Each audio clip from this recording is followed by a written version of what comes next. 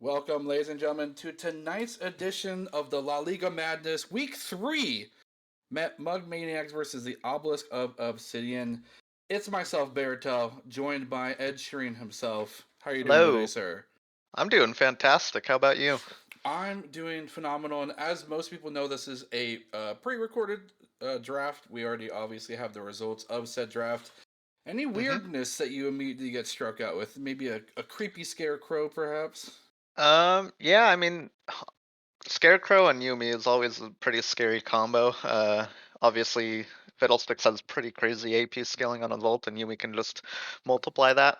But the pick, I don't know. It feels a little bit weird because Aatrox and Fiddlesticks and Silas want to go in, but Vayne doesn't necessarily want to go super in, especially into like Malphite, Hecarim, Nautilus. So Obelisk of Obsidian have kind of, I feel like, drafted awkwardly this game, but looking from the side of Mugmaniacs on the other side, they very clearly have a plan with just diving one specific lane or two lanes, like Mm-hmm.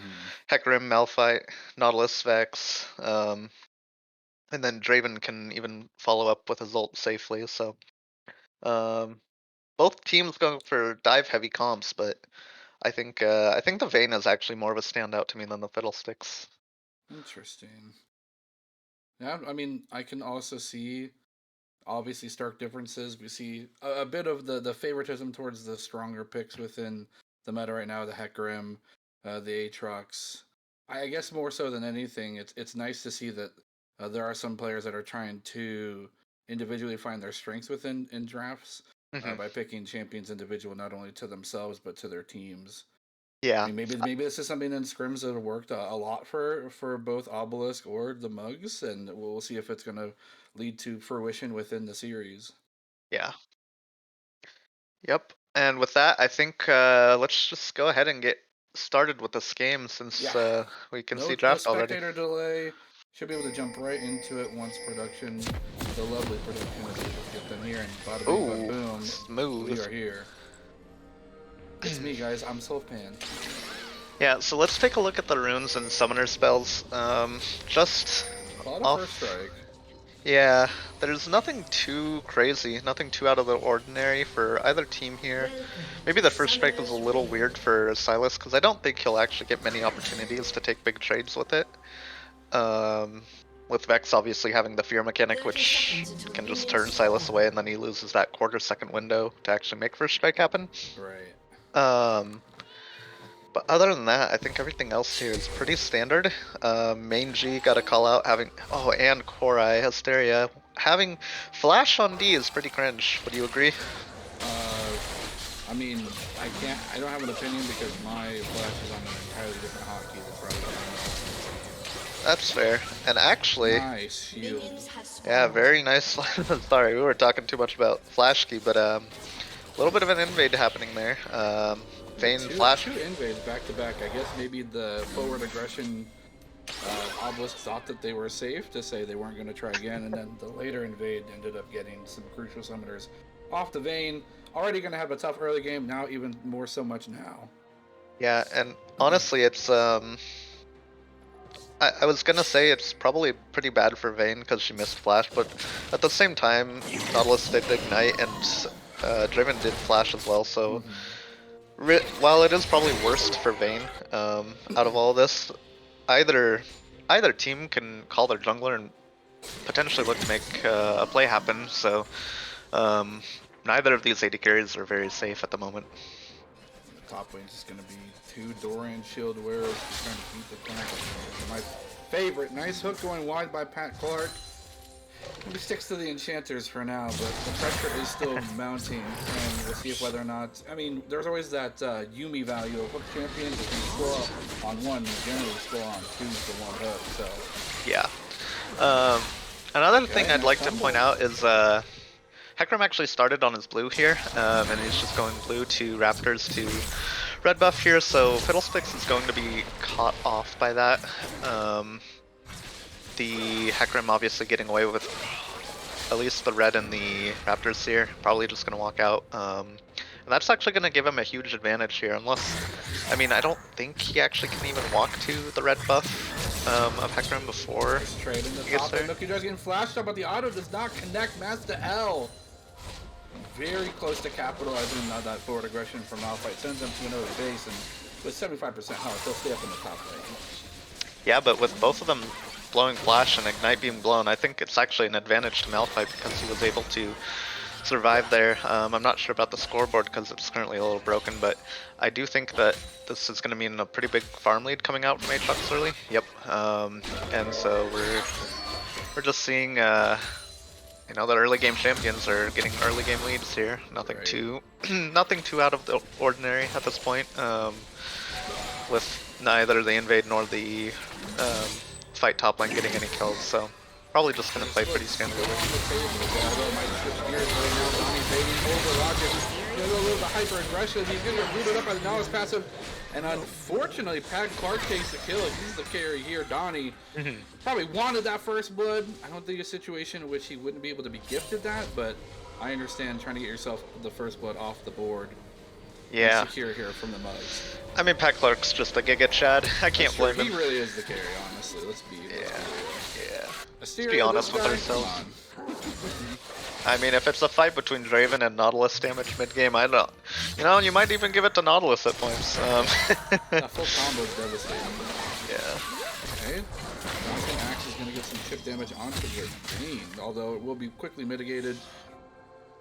Maybe Yuumi has enough health for a heal, but I think at this point you need to conserve your mana, especially when you know that you're being warded out. And invade's going to happen here on the back side. So much dog going forward, but Hecarim does not use the E early. Trying to maybe push the Fiddlesticks into the Nautilus, but they will take the flash. In the top lane, a nice exchange of these two hounds again. The emotes will come out. Here comes the W, maybe the root back, but he does finally get a Milky Jug just a little bit too slow. Should maybe about boots instead. Here comes the Q1, the Q2, and the Q3. Bing, bang, boom! Mastel strikes back in the top lane. Yeah, beautiful fight there from Mastel. I mean, he knew his champion's damage really well, and you know, it doesn't really matter that Malphite has a shield and extra tankiness early because, well, he doesn't have damage, so he doesn't get to trade back in these fights regardless. So yeah, the longer a fight goes on with Aatrox having Conquer, the better it gets for him. And you know, Milky Jug's just he took around. Sorry, I lost my train of thought. No, he took too long to fight, and it just it backfired on him at a certain point.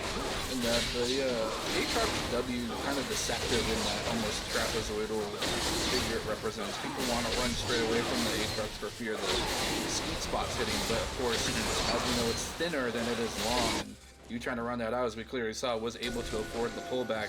If maybe Milky Jugs made a quick left hook out the shorter side, could have avoided. Just like this, he's going to try and run the distance, and you just cannot do this. Another one going over, but this time Germ will be donated in the middle of the nice trade, but the Q misses!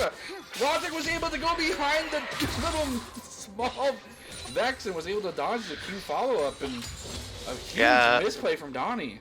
Yeah, a huge misplay, and it cost him a splash and almost his life there at the end.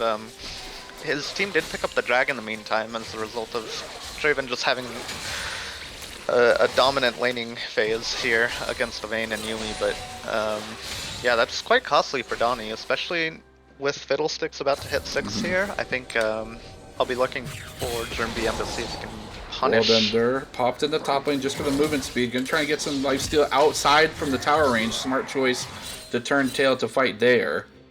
Pardon my hesitation in the mid lane dive. I was tempted to call Vex a shadow midget. I don't know if that's like, I don't know if that's TOS or not. I don't think it is. I hope not. Sorry to any shadow midgets in the chat. My apologies.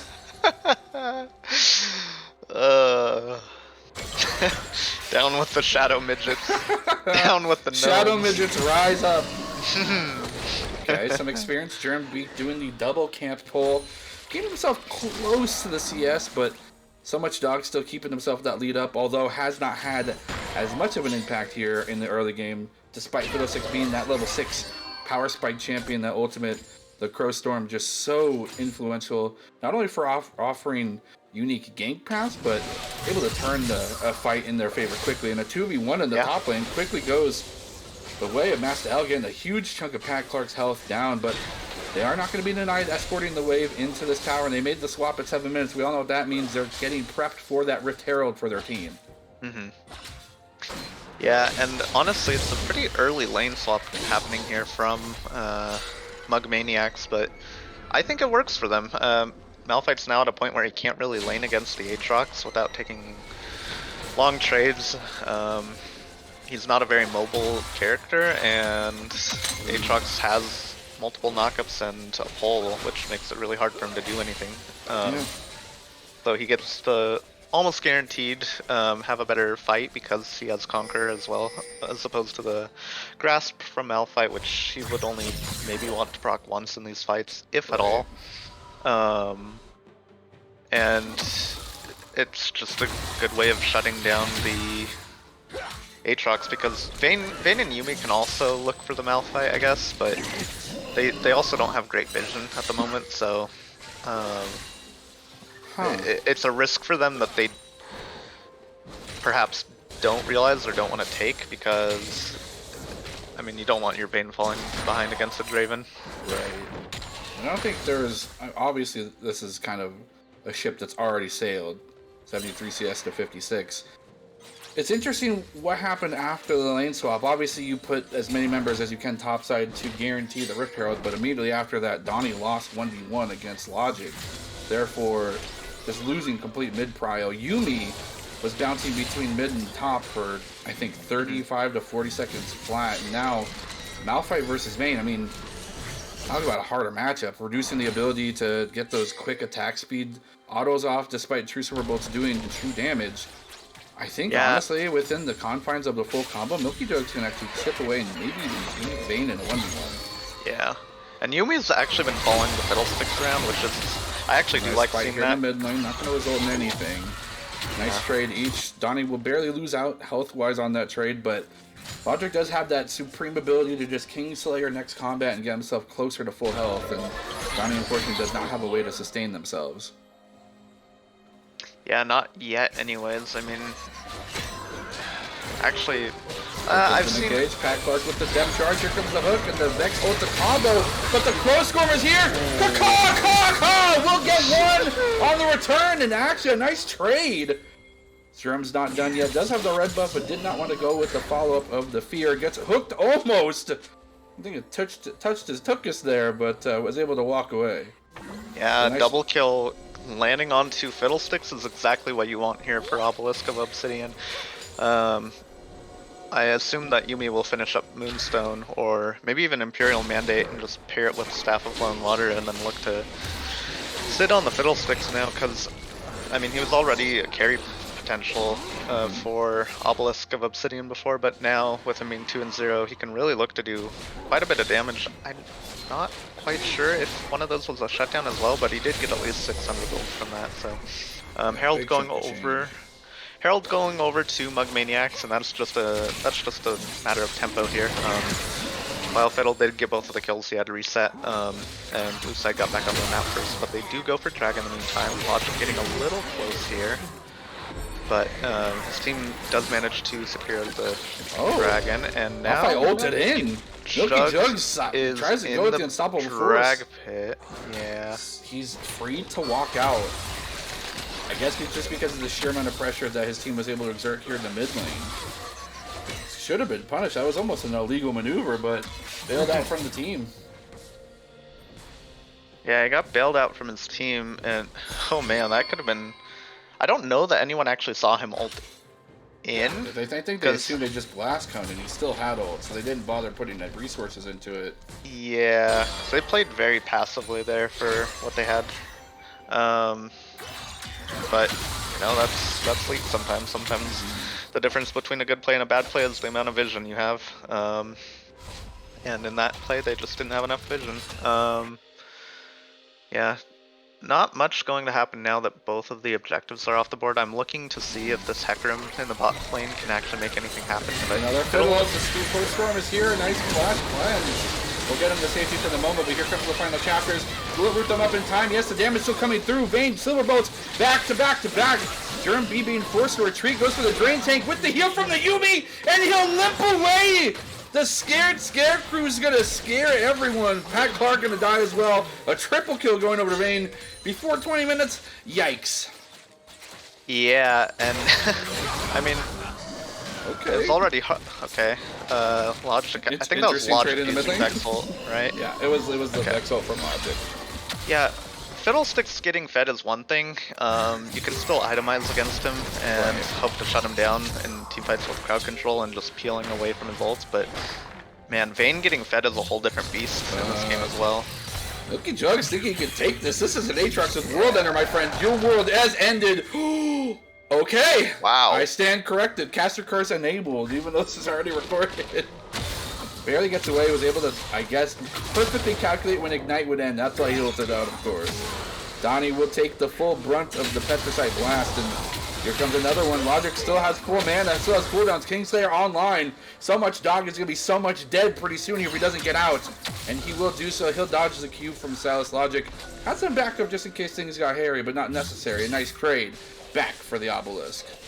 Yep, and now on the other side of the map, Draven will actually be able to collect another turret plate, so a little bit of cash back to him, but honestly, this game is already starting to slip out of Mug Maniac's hands, I think. Oh, good steal of the ult away from so much dog there for Logic to get out, but yeah, this game's already 3k gold behind for Mug Maniacs, and they kind of get outscaled this game. They do have plenty of engage tools, but if you don't have the damage to follow up with those engages, I mean, what are you gonna do? Exactly. Yeah. We got him. We engage on him. Oh, right. Okay. Well. Yeah. I tried. I got my one, as they say in Valorant. Yeah, I got mine. I got mine. A nice trade back. Yeah. Interestingly enough, before these kinds of weird exchanges and that triple kill in the bottom lane that emerged, just a mere 300 gold lead now blossom into just about 2k. And it's going to be tough. I mean, obviously they have opportunities to make some big 5v5s happen, but at the same time, as you mentioned, that follow-up of the engage, where is it? Here comes the damage in the mid lane. Directed Cam trying to buffoon me, but I will not be swayed from my calls. Here comes the bottom lane dive as well. And Draven will get some cash out of their own. The TP in the top lane, though, going to be Silas, actually, from the Logic's point of view, going to TP in to save the day. Get some bouncing blades, going to axe back and forth, but the double kill will be given over, and Logic will take another huge chunk of fantastic TP in the top lane. Milky Jug's barely avoiding a dive. He cast a flash out, get himself to safety, but yeah, just as things were going wrong for Mugs Maniacs, things are now starting to get a little bit catastrophic as well. Yeah, that was a win for Obelisk of Obsidian across all 3 lanes of the map there. Top lane did survive having to use the flash, but every other lane, every other person on Milky Jugs' team here died in the last minute, so that 2.5k gold lead just ballooned into a 4,000 gold lead, and now I think Obelisk of Obsidian, it's their turn in the driver's seat, and it's completely on them to win this game at this point. I mean, we're looking across the board to see mythics aplenty here on the side of Obelisk. We're still seeing some laps in those items being purchased either by preferred build paths or just a handful of components being purchased versus full item purchases. Do you think that's what they're waiting for on the side of Mug Maniacs to turn the fight? As Pat Clark gets engaged on, goes for the dredge line, will get himself booked to safety. A Spider-Man impersonation, if I've ever seen one, in the middle of the fight. It's going to be Hecarim being chunked out to half HP. Here comes the engage from Logic, takes the Deckle, does not find the kill, but he's got the E, and abscond will find one. Vayne on the backside, just me main G with no Yuumi to attach to. They're going to wait for the full combo. Here comes the fiddle with the cat on the back. That's a scary Scarecrow if I've ever seen one, and it's just Asteria taking the double kill and walking away. Making the best of a terrible situation, but still they give over the dragon. Oh, wait. They're going to try and contest that top of the force up soon. Master L going to find us the full damage combo. Asteria, you are an ADC, my friend. What are you doing? Playing like a tank right now. He's playing like a top lane main. No, but really, are you happy that you're no, don't do him like that. Oh. Come on, he's trying for his team. He's the only one with kills on the board, really. are you enjoying getting to cast 80% of this game? Because it is just team fight after team fight this game. We're only 17 minutes into this game, Yeah, 20 Beartail, kills. and there's already more been than 20 a kill kills. per minute. Let's go. Yeah, it's entertaining, that's for sure. But yeah, I think Mug Maniacs needs to do a better job of fighting around their item spikes here in this game, because they're already behind, and really the only thing that they can do to improve their chances of winning is fighting when their power is strongest relative to their opponent at this point. But Pat with them Clark, he's almost sacrificial lambing himself just to get the ulti off for the Draven, but as you mentioned, not fighting around their power spikes. Unstoppable Force yet again being used as a disengage, but it's no use. Logic will abduct and abscond to no avail on the side of Mugmania.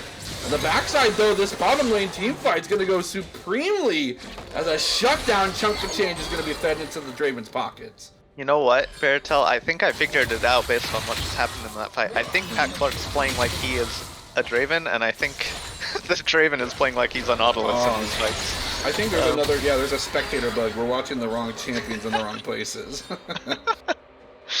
Yeah, no, but that was well played there by the bot lane from Mugmaniacs to follow up on that gank and get the shutdown over to Draven, because at this point, you know, that's where the gold needs to go, and so with him finally getting a good number of stacks as well as the shutdown gold, he's set on 2 items now, and actually he might even have a pretty significant gold lead over the Vayne at this point because of that. Right, and obviously Vayne has to, in my personal opinion, you have to play in such a degree more accurately to really pop off. You have to get to 3 stacks, whereas Draven just has to push that 1 Q button, land the right click on you, and that's the burst of damage. Nice hook onto Germ V is going to force out the flash. Look for a retaliation. No. Confidently walking in front of Adalis generally never really works out for anybody, so I'm really questioning whether or not they're feeling a little bit too confident for themselves. Doesn't even have the full Zonia, sitting on the broken stopwatch, and kind of looking at things in finer detail, we kind of see how these teams like to play. I'm starting to notice a possible flaw in the Obelisk draft is, if this Draven truthfully is the carry, despite him being short range, they have a tremendous wall of champions to try and beat down to get to him. Yeah, and it's not an easy task. Yeah, they absolutely do. And because of the way that they've been playing, they did cut the gold lead in half, so this game's looking a little more manageable from them at this point. But yes, Draven has a whole wall of champions in front of him at all times, but he also has to be able to hit the carries, and it's really hard to ask for him to do that when Aatrox and Silas are just trying to dive in, when Fiddlesticks is constantly threatening a dive as well with his ult. It just makes it very hard for Draven to play. His positioning is going to have to be damn near perfect if he wants to be able to pull this game off. But with that being said, nice trade onto Logic. He'll actually take the depth charge. He's himself will be turned and trying. Pat Clark just swinging this axe around. The anchor will hook pretty much everything. Here comes a close storm, but it doesn't find anyone. Germ's completely baiting into using the ult for nothing. Now will be forced to scatter. Here comes a dive in the middle lane. What is it? A Shadow Onslaught? Oh my gosh. Brain fart. I'm pretty sure it's Shadow Onslaught. Yeah, it's Shadow Onslaught. Akram's ult. Anyway. Onslaught of Shadows. How about Shadow Onslaught? You know, potato, potato. Potato, potato. Ooh, hook lands onto main G here. It's gonna be a nice trade. Yumi will find another target luckily, but they will be chipped away from these spinning axes. And now it's just the lone Yumi, a triple kill, going back over to Asteria.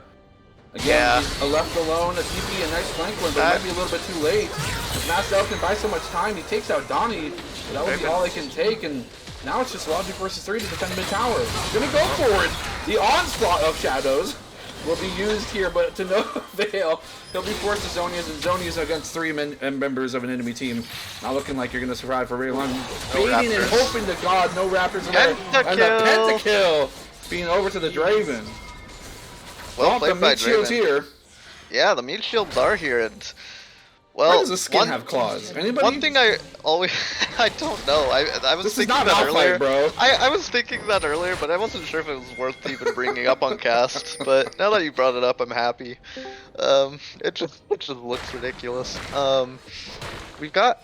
Do you have a guest? We do have a guest. It sounds like Sulpan's joined. Do we Welcome. turn this into a TriCast now? We turn this into a TriCast, Let's of go. course. No, but Sulpan, one thing I'd like to talk about is that I think that Mug Maniacs really lives and dies. Oh, here comes the Crow Storm. Nice one, Death Axes as well. So much damage to the front line, just gonna be completely shredded up. Assyria wielding not only axes but a blender as well. Just taking these health bars and making nothing of them. Short work, if anything. And a nice hook from Pat Clark to seal the deal. I thought he was playing Nautilus, not Thresh. That was a death sentence if I've ever seen one. Yeah, one day in this game I'll be able to finish the thought without a new team fight breaking out. This has been, what is that, 34 kills 34 now? kills in 22 minutes, 23 minutes. Pretty fun.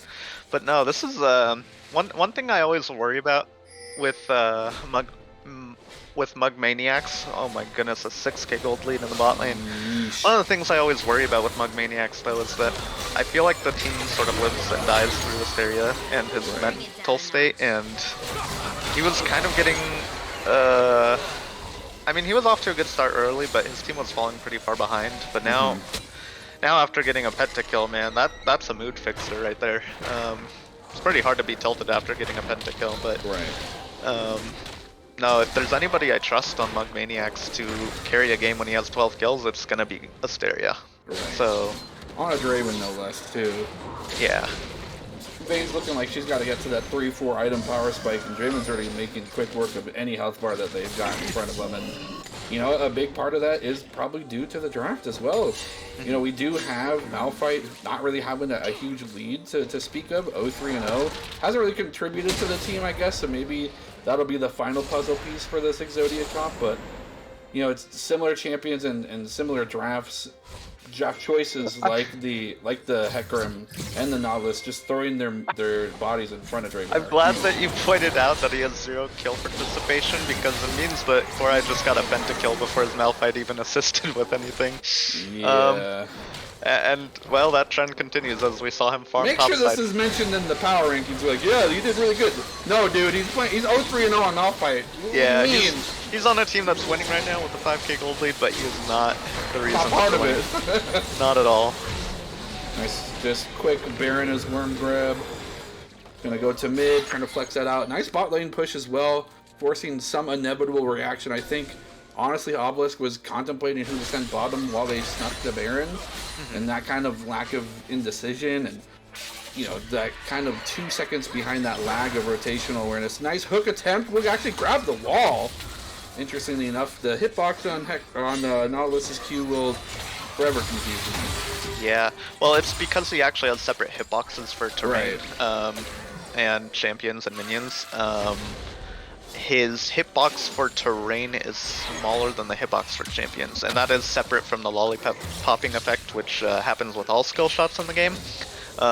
So really, technically, there's like 3 different hitboxes if you're thinking about it, which is super confusing. Part of the reason why so many people get confused over the Nautilus hooks, but as a Nautilus enjoyer, I love seeing Nautiluses know how to play off of it. I'm very familiar with your Nautilus, painfully so. I just That's wish neither they'd buff here nor it. there. Can I just buff it? But you have a cool new skin. That's buff worthy, right? I hope so. Just buff Nautilus and Pantheon. I'll be a happy man. Oh, So will Pat Lord. Clark, by the way. My fellow Yeah. Nautilus and Pantheon enjoyer. Doing some good work. Nice dive here in the mid lane. Donnie, again, missing that crucial Q follow-up, but this time the contribution will be from Milky Jugs themselves, and it will be a disastrous one! Tries to find anything, will find nothing, and will be left in the You dirt. can't do that to him, production. Hey, he tried. He tried to help the He team. did try. Trying to save your mid lane's bad play. I don't know if that's the call though. No, I don't think it is. This guy has to remember that the gold lead is entirely on his Draven and not himself. He still has to play like he's 5k gold behind, because he probably is compared to the Aatrox at this point. But yeah, it's pretty clean team fighting from Mug Maniacs so far when Draven's around. Actually, I don't know. I feel like maybe it's kind of hard to tell, because Draven's got such a lead. They don't even have to play perfectly when he's around. I mean, nice engage attempt on Pat Clark. They're trying to use so much damage, and they actually do so. Wow. A nice quick bang, and We just mentioned if he can play imperfectly, it'll be okay, but evidently that's not the case, as they both will be shut down and taking out the quickness. A nice big chunk of change, although only shrinking the gold lead down to about, 7k? 5k? And I believe that was actually started by a Malphite ult stolen by Logic. Something knocked both Asteria and Pat Clark up there, which really was what put the nail in the coffin for both of them. And you know, I think if that was actually the Malphite ult, maybe this Malphite's actually just working for Logic's team at this point, because right. now he's just actually had negative impact for his team. But other than that, like, it was just sort of an overextension. They were a little too far apart from each other, and yeah, the bot lane got a little overconfident there, and they're paying the price for it now. Third Dragon will go over to Obelisk of Obsidian here in a minute. Milky chugs against so much dog. Slice up, here comes the onslaught of shadows. Oh! Seismic slam, but it's not going to do much beyond that. No, Milky chugs, no.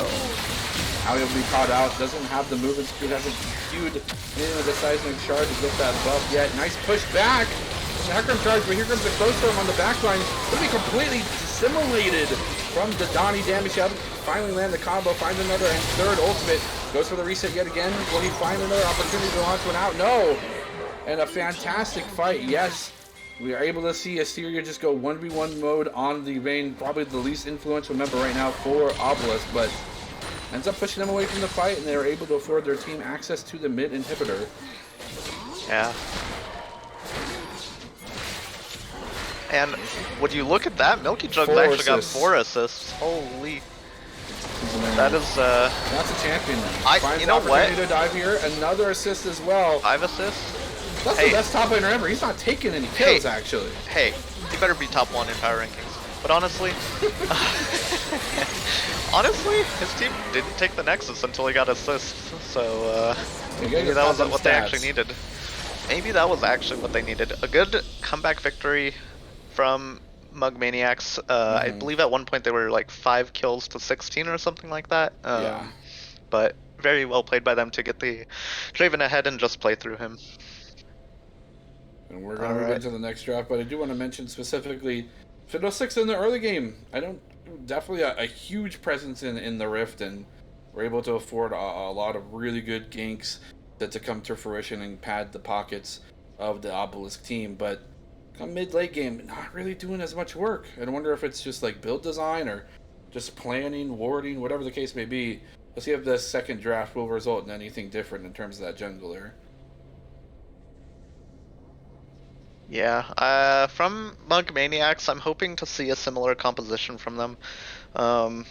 They need to work on being a little more stable in their laning phases, but I think they do have a composition which works for them in draft, where it's just like Asteria 1v9 because he can and will. And that is sort of what we're seeing here. The Nyla being the difference here, but again, you just have a Maokai Hecarim frontline. You've got Karma enchanting the Nyla. It's really just another playthrough Nyla and Vex type composition. So pretty similar to what we saw last game. Actually, they got 3 out of the 5 champions that they had in the first game, so I'm a little curious why that is, because Obelisk of Obsidian are probably the ones that needed to make bigger draft adaptations, especially after losing such a... I think they had a 4,000 or 5,000 gold lead at one point in that game. Well, luckily Maokai has a little bit more ease of access, not having to throw the ulti to it to engage. Has just the W, has the ult. Maybe that will prove to be a little bit easier. And then, of course, with Karma being on the team for support, can effectively just throw your tanks in front of you by speeding them up to absurd degrees. Although I'll mention, didn't expect to see a Ziggs, let alone a Tom Kench. I think this will be very interesting, but I do think that this is Pat Clark's Morgana, if anything, and that's scary. Yeah, I'm trying to figure out what this is. No, sorry, this would be Karma Pat Clark. I assume it's going to be Morgana mid, and then Tom Kench support, Jack's top? Tom is Trundle? Jack's jungle? Okay. Tom Kench is Trundle. Tom Kench is Trundle, okay. That makes a lot more sense. Yeah, okay. So it's going to be Jack's top Trundle, okay. I've just been informed we are going to get straight into game to save everybody time. But yeah, this draft is I don't know how I feel about it. Ziggs is not the best at getting away from things. I think Yeah. Nyla can just dive him because Nyla is immune. Actually, I don't think it actually immunes her to abilities, correct? It's just like auto attacks and stuff. Sorry, what? It's just auto attacks. Yeah. But that does shut down Ziggs' passive, which is a pretty influential part of his rotation. Yeah. I mean, it'll make a bigger difference against Jax and Trundle and Yon later in the game. There is a key detail here. Hi, it's Sulpan. Hi, it's Sulpan, let's You go! might be missing out on, which is that between Morgana and Ziggs, they're not going to have a chance to leave their tower this game. That is true. You can't leave your tower, you can't actually engage on this Ziggs. So if main G can have just slightly intelligent positioning and they can play this lane like the wave state's correct, they don't really have there don't really a chance for them to die to Assyria and allow the snowball to start. Yeah, that's true. And Hecarim doesn't have flash, so he can't even dive the tower. What a goober. You try. Yeah. They can definitely try. I think Ziggs has to play like at a very heightened degree just to be effective in these key fights, though, because he's got to be able to throw all those skill shots. And while if landed correctly can be devastating, it's got to take a little bit of skill.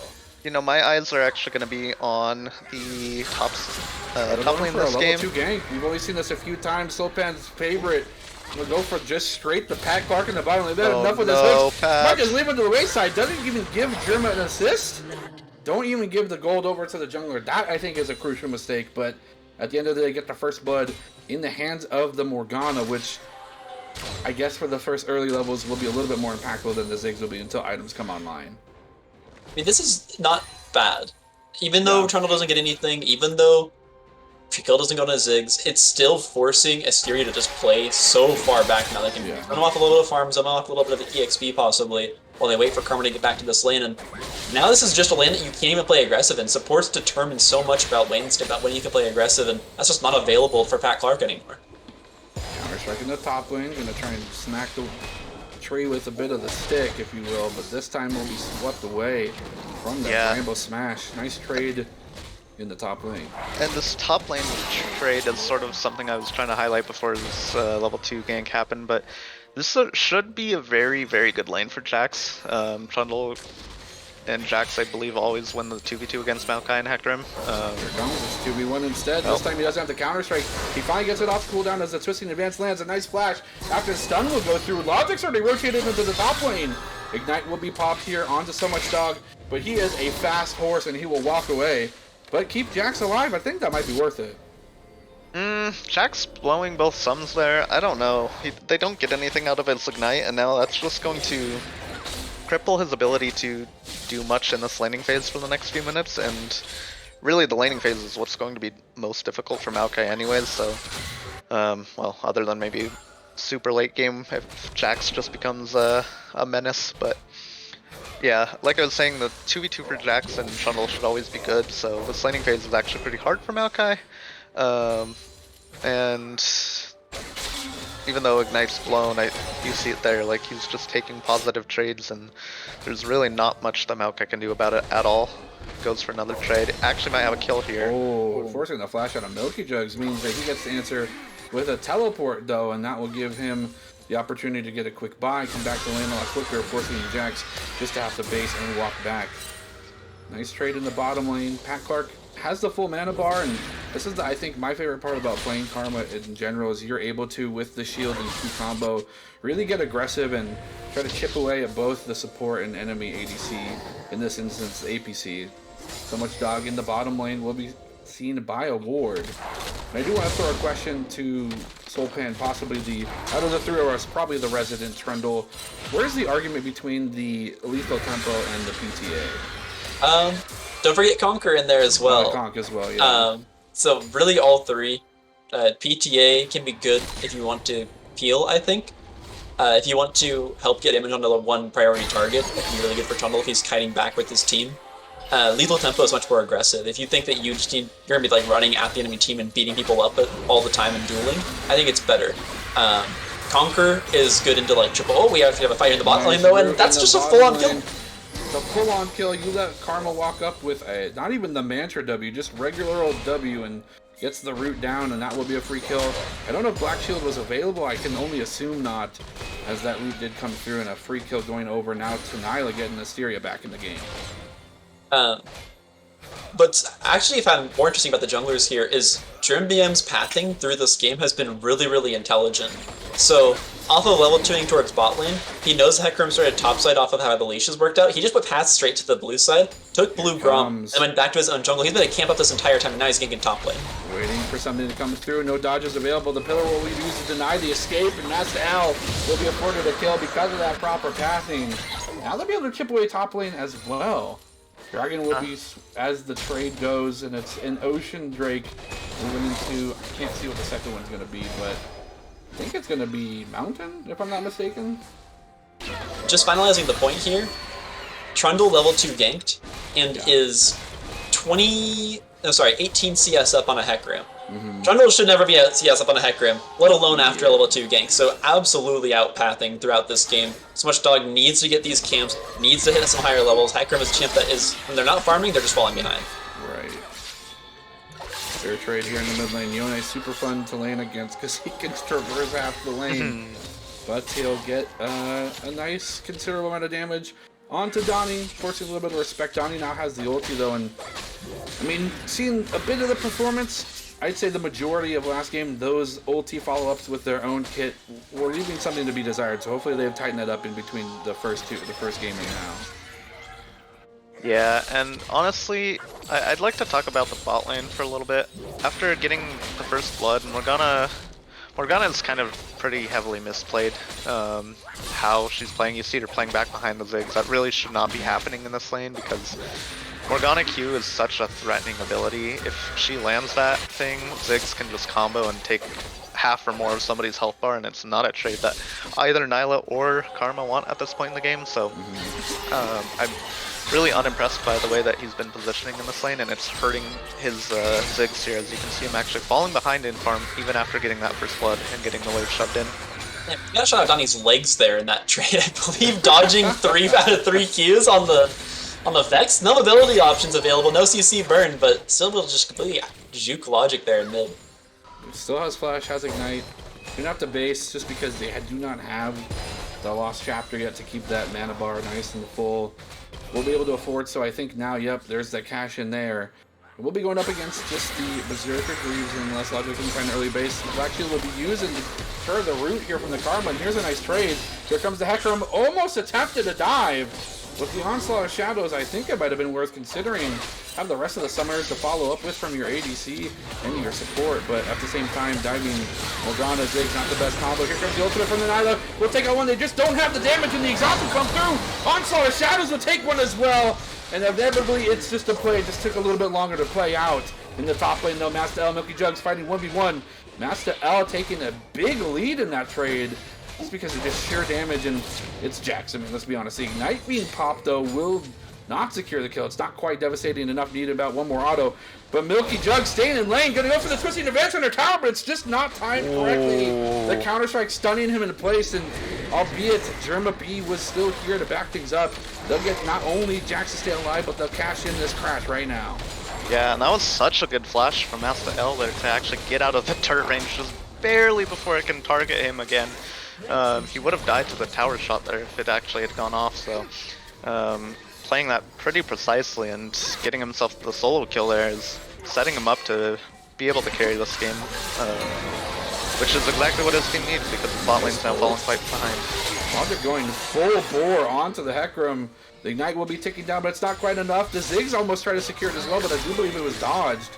So close, and here comes the retaliation from Donnie. A nice knockup from Logic will keep him alive, and the flashes follow suit. Talked about happy feet on Donnie. That was some happy feet. It's the sequel here for Logic. Bit of a cluster in mid right now. Everyone's kind of trying to get a piece of the action, but nothing able to find any confirmed kill. But that pillar might be the one. Donnie able to just sprint out of there with the Karma speed. So again, no kills. Fearless Fox now gonna be the target though. Here comes the root from Karma. The backup's there as well. Pat Clark gonna be able to secure that one. Didn't intend it to take that, but sometimes Karma just does damage. And Does give the assist over to Asteria. They'll find themselves walking back to bot lane, but this time a 2v1 will emerge. Main G needs to be careful. He uses the satchel charge to get himself to safety, and I think that's the right call with Pat Clark coming in tow. Yeah. Now looking towards... You can go ahead. I was just gonna say, this spot lane's really feeling it now. I mean, the problem is Nyla is so item dependent, but she's already getting ahead and building her items, and these trades are just going worse and worse for them. And Morgana should not be getting caught out, honestly, by this karma. But that's not what we're seeing at all. He needs to be more conservative with how he uses his black shield, but he just hasn't been so far, and it's costing him a lot in the bot lane. Scuddler will be the target here. Logic contests this, I don't know. One of the big things kind of going right here for Obelisk with the Obsidian is Master L on a signature pick this Jax. 2 kills up, full turret plates, first turret gold, local gold, everything is going on to Master L right now, so I'm really looking to him now. This is the guy that's been trying to get his champions all season long, been getting banned out all season long, and now he has a chance to make that carry performance, so I'm really looking towards top lane to make something happen this game.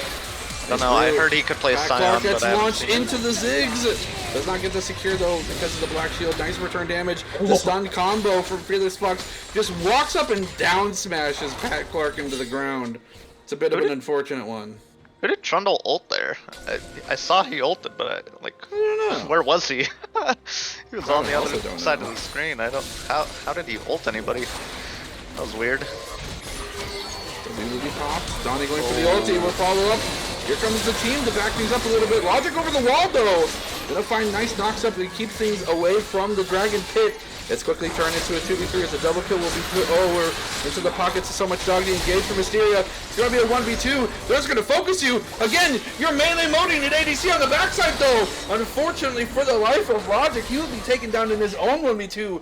Jerma will be trying to get himself to safety. Will be allowed to walk away as he walks into Master L's welcoming arms. But a crazy back and forth, and looks like we're trying to keep the same pace of last game. 12 minutes, 12 kills. Yeah. And I'm loving it. It's such a bloodbath right now, which, you know, maybe it's a little bit of a La Liga special anyways with the throws, but man, I love casting games like this. It's just so much fun. It's Jerma. It's Jerma, by the way. No, I know it's Jerm. Anyways, we see Milky Jug's taking a tower shot there, but not gonna make any difference since nobody's around to punish him actually. Items should be pretty close to complete if they're not already complete and just waiting around in the pockets of Maniacs. He's going in, the slow will follow on the Mantra Q. The W will root. Not enough magic damage to pop the black shield yet, but doesn't matter. Tormented Chains though coming through will find themselves in a full combo. Where's the Ziggs follow-up? Oh, it's devastating. Main G and Fearless Fox completely on different pages, and Asteria almost gets punished for their over-aggressiveness, but ends up barely skating away. It's one of the nice things about the Morgana is that you can constantly get the full chains off on this ADC. Asteria is just forced to come in so closely just to get damage off, and you can just follow quickly with a slow, follow with it with a root. And so the CC all landed there, but the ult just was not meant to connect. I think the last bouncing bomb from ANG was on cooldown there that would have secured the kill. But overall, a nice look with his advantage. Again, Maniacs bot lane just continuing to bully down here in the bottom lane. Yeah, that's the definition of bully. Assyria even before went farming CS under Terror, used them to just catapult into the 2v2. And I mean, with the pressure mounting in the top lane, we see it again right now. It's going to be just Germ versus Milky Jugs. Up at the top lane, nice flash being forced to be used, but the roots from the Cats will only buy some time as now Master L will jump forward. Counter-Strike active, Helicopter Jax is here. Helicopter, helicopter! And the Milky Jugs will walk away because he's Maokai. Maokai I have found, maybe it was just the buffs, maybe I just forgot how to play against the champion, but that Q, man, is just so hard to chase into if you're a melee. If he wants to get away, he has so many tools to do so. So much dog on the hyper-aggressive flank front. We'll maybe use this to try and find some CS because I don't know if the team has a flank opportunity to capitalize anymore. So much dog going to be out. Hexgate's not going to be accessible for his team just yet. He'll actually retreat back across the river, knowing that maybe it's not the right time to go for the engage. But at the same time, it was a 2v3. The team was following up. I don't know. Maybe miscommunication, can't really tell. Hysteria punishing the ward, being depleted from the bot lane. 1v2 will find the ulti, get some healing, we'll find the ignite, but it will also find Fearless Fox's Q just smacking him upside the face. Yeah, Fearless Fox take it, then Fearless Fox give it this game. He, he's sort of ruined his bot lane's chances pretty much by himself, I'm gonna be honest, but like, he is still doing fine in these team fights, just landing Qs and doing what Morgana does best, just being annoying and... remaining really true to the name, to be honest. Absolutely. I think it's fair to say that... Oh, we're getting a fight here. Engage. Nice. Oh my goodness! So much talk not having a flash will be found out. Gets the turbo booster though and get himself to safety. Almost dies because of helicopter. Yeah, he put on the boosters. But in the bot lane, the satchel charge will be able to take that tower out. First tower will go to the bottom lane of Obelisk, surprisingly enough, although not really a lot of emphasis here as we see Asteria walking straight mid to try and help out Donnie. Donnie's got the full combo. What are they going to do for the rewind? They waited for it. They missed the timing. Logic is going to get out. No! As Pat Clark will pull up on him and go with the down smash himself. That's a lot of damage, and Pat Clark playing Karma, I love to see it. Yeah, it's always a treat watching Pat Clark play. He's such an intelligent support. I don't know if you're being satirical, but I do enjoy Karma. I am being satirical. Dude, Karma drives me insane. It's such a boring champ. I'm dropping the mask, okay? It's such. There are enchanters that are better, and there are enchanters that are more interesting. Well, disclaimer then: no shadow midgets allowed in this cast, and then no Karma lovers allowed either. Exactly. And if you're one and the same, then shame on you. Yeah, I do think Karma, through this enchanter meta though, has struggled. She just doesn't do what the other enchanters do very well, which is actually just provide raw utility. Sure. And buffs for their team. Yeah, I mean, sure she has the shield and the root, but yeah, it's so intermittent compared to what other supports can do. Asteria baiting down 4 members here. Yeah, he plays for skirmish. But yeah, I have to agree. Playing an extensive amount of Karma, she like the jack of all trades for enchanters. Yeah, Cell gets found out. Will be forcing a TP. He'll just hop over the wall like nothing. It's too dangerous. Find himself with the company of his own team, and we thought this was just a weird skirmish across the bot lane itself, but now it's turned into a full river 5v5. It's going to be 2 members though from the side. Oh my goodness, here comes the engage on the backside. It's going to be Logic engaging in here. It's going to be Asteria getting burned down because of the ignite, and on the backside it's going to be Main G trying to pop things forward. Unfortunately, it looks like Muggs is going to be able to limp away from this. That's just so much damage is coming from Logic and Master L. Here comes the jump forward, the counter strike to balance it out. Maokai, unfortunately, might not walk away from this trade, but it doesn't matter as the dragon was peeled off, will be accessible. And what a chaotic series of events. Lucky Jugs will actually fall. No mana to fight with. That's going to be out of breath yet? Anyways, what was that? What's happening? We're just trading sides. There's wards everywhere, but also seemingly nowhere to actually catch vision of either team here, it felt like. So everyone was just kind of in the dark on where to go, what was happening, and in the end, it is a massive team fight win here for Obelisk and Obsidian. They get that second dragon for themselves, moving closer to that soul, and a wonderful soul it would be to have here in this game where they're relying so heavily on their poke. I think that for a moment, you know, sensory overload is a word that comes to mind, and I think my whole system just got turned off for a second. I don't know if he lived because he had a shield on, or what, because he definitely took damage there, right? Yeah. Man, that's a bummer. I think they need to rework basing. Yeah, they should make it so that basing has a 5-minute cooldown, and then you can buy like a scroll that teleports you back instead. Oh wait. No, it's a great take. TP scrolls are great. Everyone can TP. That way it's not nerfed anymore. Take away the summoner spell, put in TP scrolls, everyone will buy them. They're the best. No trees allowed. Nice engage. Gonna be a wasted ulti from Donnie. Maybe waiting on the pushback. Logic will be pushed back closer to tower. The onslaught of shadows will be missed though! But the damage is done. The fear is here. No damage to secure that final dripping health bar, but so much dog will just go and spin his axe around, chopping, unfortunately. Fearless Fox in half. Gonna go forward for a little bit more. We'll find as well. And a huge shutdown gold going over to the 205 Hecarim. He's got some desperately needed money in the bank now. I think you meant Trundle instead of Hecarim there, but yeah. Heckram. Well, oh. Huh? Who's Heckram? Wait. Wait, you said 2, 0, and 5 Heckram? Huh?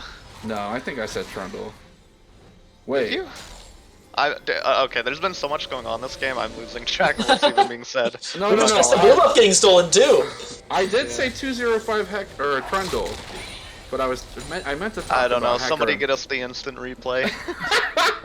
Someone clip it. Berto's brain is dying. This is too Yeah. much. This is a bit much more chaos This is, than I anticipated. This is a game of League of Legends. This is the team that almost flawlessly defeated us in scrims, by the way. Interesting. I don't want my brain to explode. Please do not wish that upon me. Getting Don't- back into the game production. here, Don't- I like not my brain. right now that main G has finally positioned themselves mid. I think you just want to Yeah. get the satchel off on this tower. Oh, fight Fearless Fox. Continue to be fearless, but is it to no avail? It's going to be a nice engage from the side of Logic afterwards. The Zonians will buy enough time, but now the rewind is here. He's going to be forced to fight the horse himself. Heckram moving forward. We've seen this spot before. It's almost like an instant replay. So much dog, though, not getting able to get that cashed in. Onslaught of Shadows forcing out a flash. But here comes the switching advance. Here comes the full Vex combo. Steering in tow as well. A rewind back over the wall behind the blue buff. It's going to be a battle over the blue, but it's just going to be Master Elf versus all. The Nilo will come through. Grim will be able to dodge some autos himself, but it's going to be a 1 versus 3. He's going to find the right targets in the right place, but he does not. And the triple kill going back into the side of Asteria. They're gonna go for Barry here, but I feel like they need the base. Karma's not gonna be able to 1v1 this Jacked. It is just gonna be her versus Master L up in this top lane. I'm not sure if Clark can really even slow down the push at this point. But the Baron should be given over. Once they have those recalls, be a quick means to get back to base. We are able to trade shielding, healing, and the like. With Heckram having the W up, keeps them both Nyla and himself very safety. Fearless Fox. Safety. Very safety. Tell you, man, something happened with my brain during that team fight. It's all gone now. It's a triple kill angle here. Oh, misses the center. Extra damage on the Zigzag. Trying to get the damage in place in general. But here comes the collapse. Master L will find a shutdown. Just because of the minefield will go over to Ziggs. Donnie will be able to live. To what outcome? They get the Baron on 2? 3? And that will be all they can walk away with. Satchel charge. Yeah! Woo! Nice. Doing Ziggs things. Yeah, Master looking for something. No fear will be tagged onto him from Donnie's post. you know, I really want to say my signature line this game. Surely the team with a lead wouldn't throw, but honest to God, I don't even know who's had the lead because it's been back. What's a lead in this series? What is a lead? Surely one of these La Liga teams will develop a lead, right? Surely one of these teams will win. Surely. Yeah, it's been really close though throughout this game. It's been an absolute bloodbath, and we're looking at only 1k gold difference, which is absolutely nothing in this game. So it's been. I mean, yeah. If you're just watching now and you're seeing how close game 2 is, you have to be wondering how close the first game was to get to this point. Here comes another interesting setup in this Dragon River. If Obelisk can walk away with this, despite them not having the Baron to acquire, they put themselves on the track for Soul Point. Master L on the flank opportunity, mid being pushed by Donnie. He has that long range engage as long as he has someone to follow up. Here comes the engage though, it's going to be an outside pulling forward. Rookie Jones will push back Master L, but the counter strike so much, here comes the dive from both sides. Master L as well as Main C will be fighting on the back end, but in the front line, Logic will be instantly popping left and right. So much damage. Pack Clark gets 1 HP, Germ trying to pop off as well. It's going to be damage across the board. Master L is still alive, and that's going to be a quadra kill for the time. No, it's not. He took it. Double kill for Trundle, big lame. It's going to be a quadra kill for Master. I'll say this. If we need to measure by something, since Gold Lead's not working, we can measure by objectives taken. Yeah. And in this case, it's 0-0-0 with 3 dragons. We'll say they have the lead for now, but it's always throwable. Is Baron like 1.5 Drakes then? Baron in terms of value? is I'd 8. say it's. Baron's more like 3 drags with those stats, I think. But That's when you get ace like that and just lose all the buffs anyways. True, that's true. You got a good point there, Soulpan. I'm glad you're here for the first ever. You're welcome. The first ever Liga Tricast that I've been part of, whether or not there's ever been one in the past. have definitely been Tricast in the past, I believe, in previous seasons. This might be the first one of this season, though. And the only one with me so far. One thing that I'm happy about is that the reason I was cheering so hard for main G's satchel usage on that mid lane turret is that it frees up Master L even more. The problem with 1-3-1 comps, and I'm actually going to cut myself off here as Master L's about to get into a crazy fight, so we'll see if they can make the catch happen here. If there was ever a time to leap into action, it's now with the counter-strike on cooldown. Here comes the root, but he's able to afford the cooldown back up. He'll stun too, giving himself the chance. He can actually leap strike to the portal entrance! You gotta be kidding me! He's gonna be able to find when he pops the Blood Ward here. He gets the kill, the Empowered Strike! It's a 1v1, and there's only a little bit of healing reduction. Isn't enough! Milky Jug's barely able to get that. He was almost about to sustain himself back to at least a quarter. Oh my enough. God, that was incredibly well played by Master L in a 1v3 to not only find himself a kill, but do it in style. I didn't even know that he could queue to the portal entrances like that. That was I did not know you disgusting. Could do it. That is a nice interaction very to know. well played. Ban Jax now if you see a Hex Drake. If you know there's going to be a Hex Drake somehow, here Logic trying to pull off his own impressive front. Will actually afford a nice bit of damage and kills over to Germ. Nice Q here from the Morgana. It's going to be onto Maokai, though. Not someone you want to heavily invest a lot of cooldowns into, as he'll surely be able to heal it back up. And objective bounties have been crossed onto the checklist. Mug Maniacs have an opportunity to get some crucial gold back in their pockets soon. So the big point earlier here was that by having mid lane, that first mid lane turret down, it allows Master L to push up further because he can create more easily vision and pressure in mid by having minions hitting something even more important. Right. But now there's no turrets mid, so the most important objective of all, the Nexus, is a little bit more exposed here in the mid lane. Master L should be free to side lane, and they're just going to have such a hard time trying to shut him down. They sent 3 and he traded 1 for 3. It's a great time to be Master L in this game. Freaking Master L. Has the Ignite up, no longer has the Flash. He's got pretty much all he needs to continue fighting, has the Divine for the sustain. That Frozen Heart, both for damage reduction from physical attacks, but that extra ability haste and the boon to your mana pool means that you're not going to be able to run out of mana soon. Keep those abilities chugging along. Yeah, this is the kind of game where if I'm Logic, I'm saying mid-diff at the end of the game.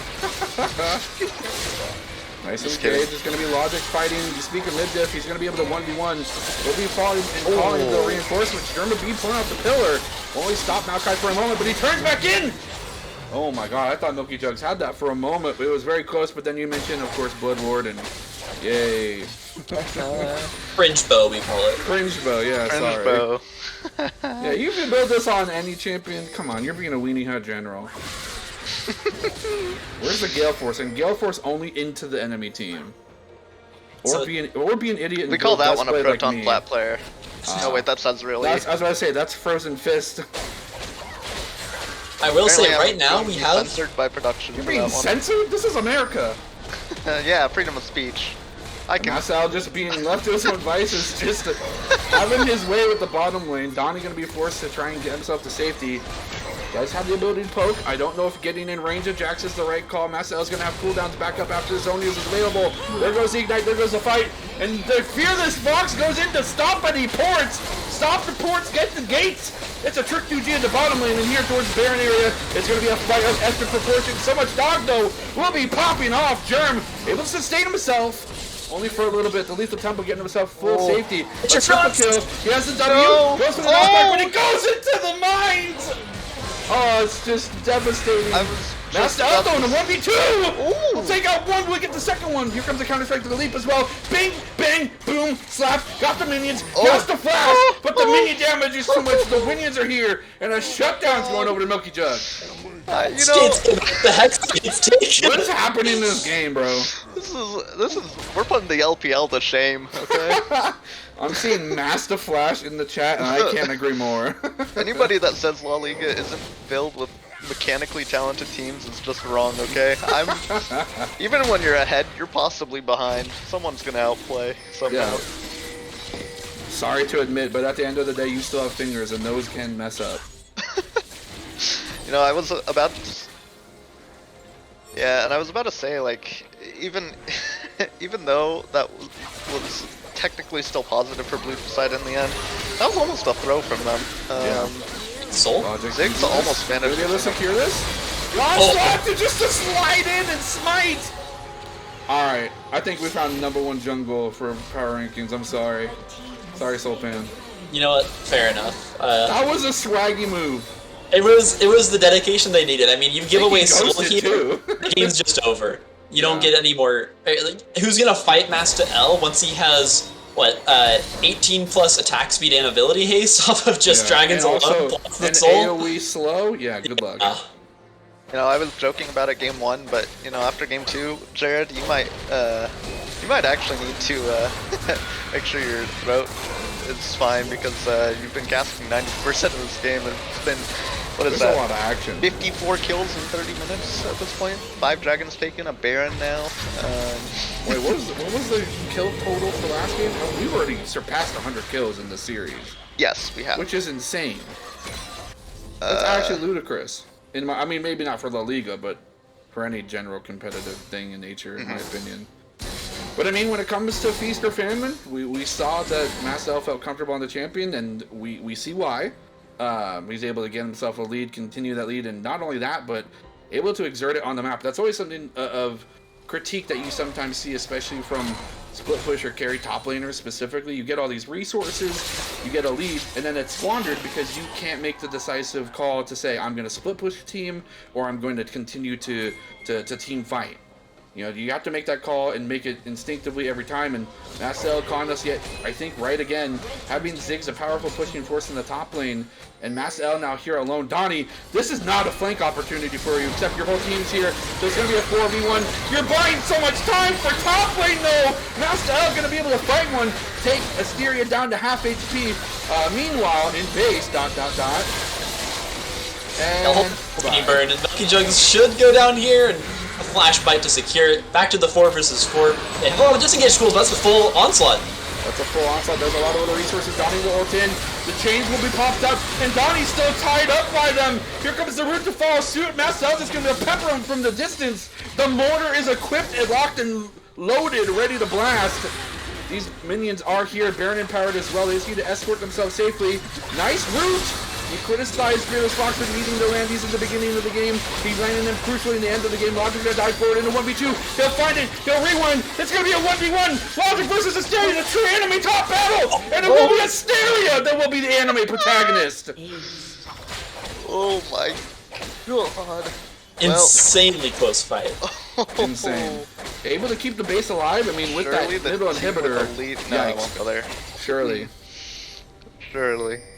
Man, this has been...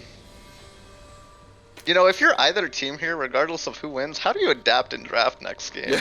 It's been Game a 3, little you just too completely chaotic. throw everything by the wayside and just do a different comp. Everyone just pick different champs. I think both teams need to slow the tempo for game 3, that's for sure. Yeah. I will give credit to Obelisk. I mean, yes, it's a best of 3, so there's not a lot of room for making mistakes and adapting. It's not like a best of 5 where you have, air quotes, an extra game to throw away. But I do give them props for switching. No similar champions to the first draft, as opposed to Mugs, who picking some of the same champions, kind of cringe.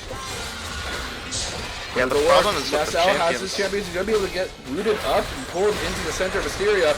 The short range ADC versus the short range Mastel in a 1v3. Is he buying time for his team? No, no one's set up on the map, and that's a perfect time to take Mastel out of the game. Logic has got to get this team on the same page. They have all the right tools. They have an insanely strong split pusher. They have Pillar and Morgana and Ziggs to help with disengaging. All you need is just to get your players in the right places at the right time, and this game is unplayable for Mug Maniacs. They can't commit to a fight, but unfortunately, it's always a 4v5. They're gonna go full bore onto the Maokai, into the back end, and Karma there to support. Logic using all of his cooldowns. The tilt is, you feel it. We're ahead, but we're not winning. What's going on? We're trying to 1v4, but I can't do it. Mastel's not live. Talk about choosing the wrong time to fight. Your top laner is not even on the map for another 14 seconds, and now you're giving over huge advantages. Mugs will be looking to getting their eyes onto the Drake, keeping it at soul point for both teams. Oh no! Oh, The fat finger begins. Welcome to the circus featuring these two teams as the main attractions. Holy. You know, I can't even like talk about Fearless Fox because I've got so much cheatiness in my keyboard that happens to me about every other game. That's why I just don't buy activatable items for fear of that happening every time. You're the feared fox. Mugs will find a fast track into the Drake. It's gonna be low. The Ziggs again. You gotta land the center part of the I was half bro. expecting. I guess he was expecting him to pull it. I was half expecting the Zigzol to just take that with how this game's gone. Can you imagine? Oh, I can. I definitely can this game. That's never happened to me. Unfortunately for Obelisk of Obsidian, so much dog smites are a little bit better than mine. So able to secure every objective this game. We're going to silver scrapes on dragons this game, and including the series as well. But it is only a best of 3, so we will be getting, of course. I mean, like, Whoa, I'm how do you know it's going to Whoa. be? Huh? my prediction. Sorry, this game is that we didn't do predictions yet. you guys haven't predicted the outcome of this. No. How can you? Look at this. Have you watched the game? Look at the compositions. I just mentioned Stop censoring our men. how unwinnable this game is if Obelisk of Obsidian operates with the brain, but right now they're operating as my plus goodness! chickens. Fair though. I mean, they're making crucial macro mistakes which at this point in the game should not make. Here comes the engage. It's a 4v5 in the mid lane. Where's the follow-up? So much dog goes in solo dolo, and he will be boloed. On the back end will be Donnie. The fate could be the same. The rewind is here. Pat Clark's keeping things alive. It's Asteria limping away, half HP, and that big cringe shield will be popped. But Master L's got blood, and he smells it, and he's hungry for more. And that might be the game. Wow, your prediction's so accurate. How did you do that? I'm telling you, this comp is just unbeatable. From Maniacs to never really turn anyone's brain here. What's but happening? It was That guy dies, that guy dies. This guy's dead, that guy's dead. They almost hold it off, but the Ziggs are perfect placement. That would be the game. Going into a silver script, as you mentioned, Slopan. Good job. What were you trying to say, Garrett? I mean, Ed Sheeran. I forgot. I'm gonna be honest. Same. It's hard to keep my train of thought in this game. This was a game of League of Legends. It was a game of League of Legends. It was a supposedly competitive 5v5 with voice comms, although maybe after all those team fights, I'm not so certain that they actually had headsets on to communicate with each other. I'm gonna have to guess there were some language barrier issues in this last game, and hopefully maybe we'll deconstruct the Tower of Babel and get a bit of a better game. I mean, Obelisk of Obsidian was erected, I think, after the Tower of Babel, right? I have no clue. I didn't You should even know this. about- You're a history major. Is Obelisk of Obsidian Wait. actually a thing? Yeah, is that a historical thing? Yeah, absolutely. So in ancient Persia, there was this obelisk that they built called the Obelisk. I'm completely fucking out. He goes back like 5,000 years worth of lore for it. All right, new comps though. Let's take a look. What do we got New here? comps. We got anything similar rocking out? Ooh, I like the draft adaptation from Obelisk of Obsidian here. Yeah. Yeah, me too. MF, I got Although Caitlyn is so obnoxious to lane against right now. Regardless of what champion you are, her damage is crazy at the moment. And if there's anyone that can take Caitlyn to her fullest potential, it's gonna be Korai. It's gonna be Asteria in this game. Has the Nautilus to back it up, has the Malzahar suppression to keep things in place, and we often see a lot of Caitlyn's able to utilize that extra range for better positioning, but a real crucial criticism I see of some Caitlyn's, not specifically just in the Liga, but in general, is using the trap to such great effect to only continue to provide that extra barrier appeal for yourself. You know, it's going to be up to Asteria specifically to show if they're a showcase champion on this Caitlyn. Because in Converse, one slow lands with the Make It Rain, then you're rooted, and that's going to be a whole bunch of bullets coming into your face. Yeah, I believe it was 100% win rate misfortune than the last series we saw. So see if that can hold true here. Don't you dare! Wait, there's 2 of you in here. What am I doing by myself? I'm outnumbered. Where's Sporadic? Where's Fleeker? I need help. You're fine. We have an audience. Yeah, let's do a quadcast. Let's even it out. What I will say is, without a doubt, I'm louder than both of you. It's okay. It's okay.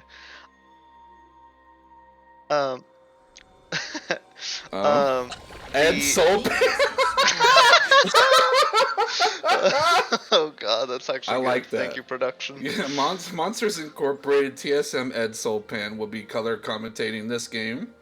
Yeah. Nice 5 point. Although, do you think with Nautilus and I mean, of course, you don't want to start Pillar because your jungle is scuffed, but at the same time, you have the potential to get a really good pick here. Yeah, I think they wanted to go for the invade here, but I think it just kind of got spotted out. Seraphine's got good disengage options early on. There wasn't really much of a threat beyond that, but I mean, if you get snared up, you get spotted out, you're not going to continue that invade. Yeah. I've been given insider information on this game. Oh? Go on. We're in for a banger of a game. That's all That's what we've heard. Yeah, that's what I've Lord heard. have mercy. Well, we'll see if we approach quickly 200 kills in the series. Here comes the hook. Pat Clark landing it yet again. Back on the Nautilus, feeling comfortable, feeling frisky. Will end up getting half the HP from Fearless Fox down. Now, as opposed to Morgana being able to make plays happen on your own, there is a bit of contingency with Seraphine in this lane matchup specifically. You have to, granted, Make It Rain's not a difficult skill set to land. Nice hook again, turning into that lollipop, as you have mentioned already, Ed Shirian. It's Ed Sulpan now, thank you very much. Oh, it's Ed Sulpan. Well, I can't address both of you at the same time. We are Legion. We are Monsters Inc. Rar. I'm joined by Monsters Inc. here in the cast. Nice. Oh wait, I'm surrounded by 3 of you. Oh no. Turns out La Liga is just all Monsters Inc. I think... This is how it feels like to play against actually, you guys. all I'm of Twitch surrounded chat, by you, actually. all of Twitch chat are just Monsters Inc. players as well. You can't prove that if they're not all my Froggy accounts. Fighters fans, I'm one of them, okay? Like, copy and paste Smork in the chat if you are a Monsters Inc. player. Yes. Yeah, where's your guys' copy pasta? Do you have one yet? We should work on that. Yeah, we should. Nice trade in the top lane. Gonna go for the full Frostbite stacks. We'll get it. And DP not affording to use the Eat Oranges and it'll all BK. Not really a lot of damage to threaten them. And of course they have the Corruption Pod to keep themselves nice and healthy. Udyr clearing up the top side jungle. Both junglers now in tandem on the same side of the map. You had mentioned Sulpan last game how they were almost adverse to each other on opposite sides of the map just due to really nice pathing from Germ B, and it looks like that's not going to be the case. Although Pat Clark will rotate towards the mid lane field and something will be afoot soon. We'll catch out. Unfortunately, going to be Logic here on the Orianna. Not taking their own win conditions into their own hands, although being the lane bully that she is, Donnie may have a bit of a tougher time keeping that spell shield on. Germ B will be found out on the scuttle, will be hooked back into Pat Clark for a nice hug, but here comes the bottom lane from the side of Obelisk, and Pat Clark will turn tail and run towards so much dog. So I'm gonna be honest here. My big head scratch moment is that I've watched both these junglers now play the farming versus facilitator matchup in Hecarim or Udyr versus the Trundle, and this hook will land. This hook will land. This could be a potential first blood. There comes the root as well. The trap will be placed, and the death will be given. Ignite here on Master L, being forced to retreat. You know, Milky Jug's not really needing the flash because they do have the Q for mobility. It looks like they're going to look for an opportunity to slam it home here with the flail. Does not get the glacial proc started. Here comes the barrel. Will they have a second one to pop the rest of the wave? They will try to auto this. They're gonna Q Sivori instead. I have to question the play. You get so much movement speed just from hitting a barrel, and it slows your opponent. If you queued the barrel instead, I don't think Master L dies there. Keep in mind, this is the second time, I think this week, we've seen Sejuani solo kill a carry top laner. Solo bolo. It's underestimating how tanky this boar is if you're not poking off that shield consistently. That's true. But then also the damage that she can output through the stuns, through the percent health damage of her W. It's just such a dangerous champion to try and fight in the play. Question. Answer. Sejuani's passive gets stalled from coming back online due to recent damage taken. Ergo, the perfect matchup into Sejuani is Teemo. Why? His toxic shots, poison, it's damage over time, and you can just keep applying it so she never has her set.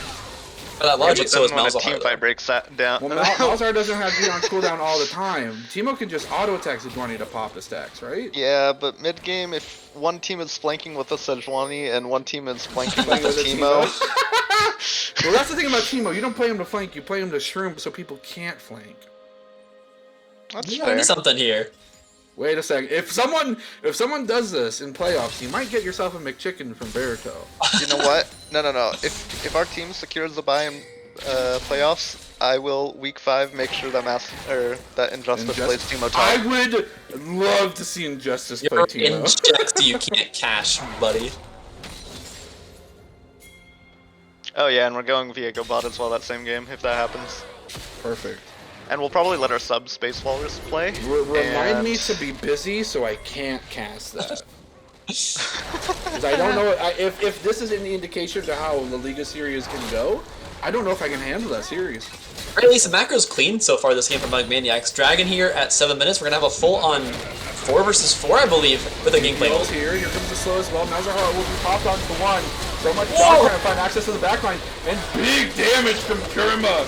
The monk is here and he is pissed off. They'll turn. It's gonna be Germa. It's just his name. Germa 985 VM. 985 VM. Look for an opportunity to contest this. Donnie's gonna go with maybe the Q over the wall. Doesn't do a tremendous amount of damage, but it could be enough. We've seen objectives stolen with less. So much dog is still in vicinity. So is a Smite trying to go for it. Trying to go for the contest on the first Dragon Blood. But he is just going to be bullied out of sight of the river by the Seraphine. And Main G doing some pretty good stuff as well. Doesn't have access to the ultimate, so if stuff like that happens without that, I can only imagine how much better things could possibly go for them afterwards. Here comes the Ignite, the Frostbite combo. Now I'm dying! How does this keep happening?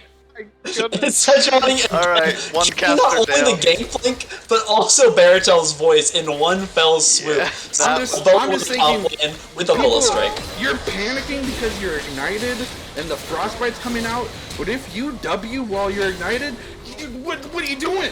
You can't do that. That's not allowed. In the bottom lane, Germa. Nah, Germ will be here. No disrespect to the name, of course. Trying to make something happen for their bottom lane because their top lane is not doing it right now.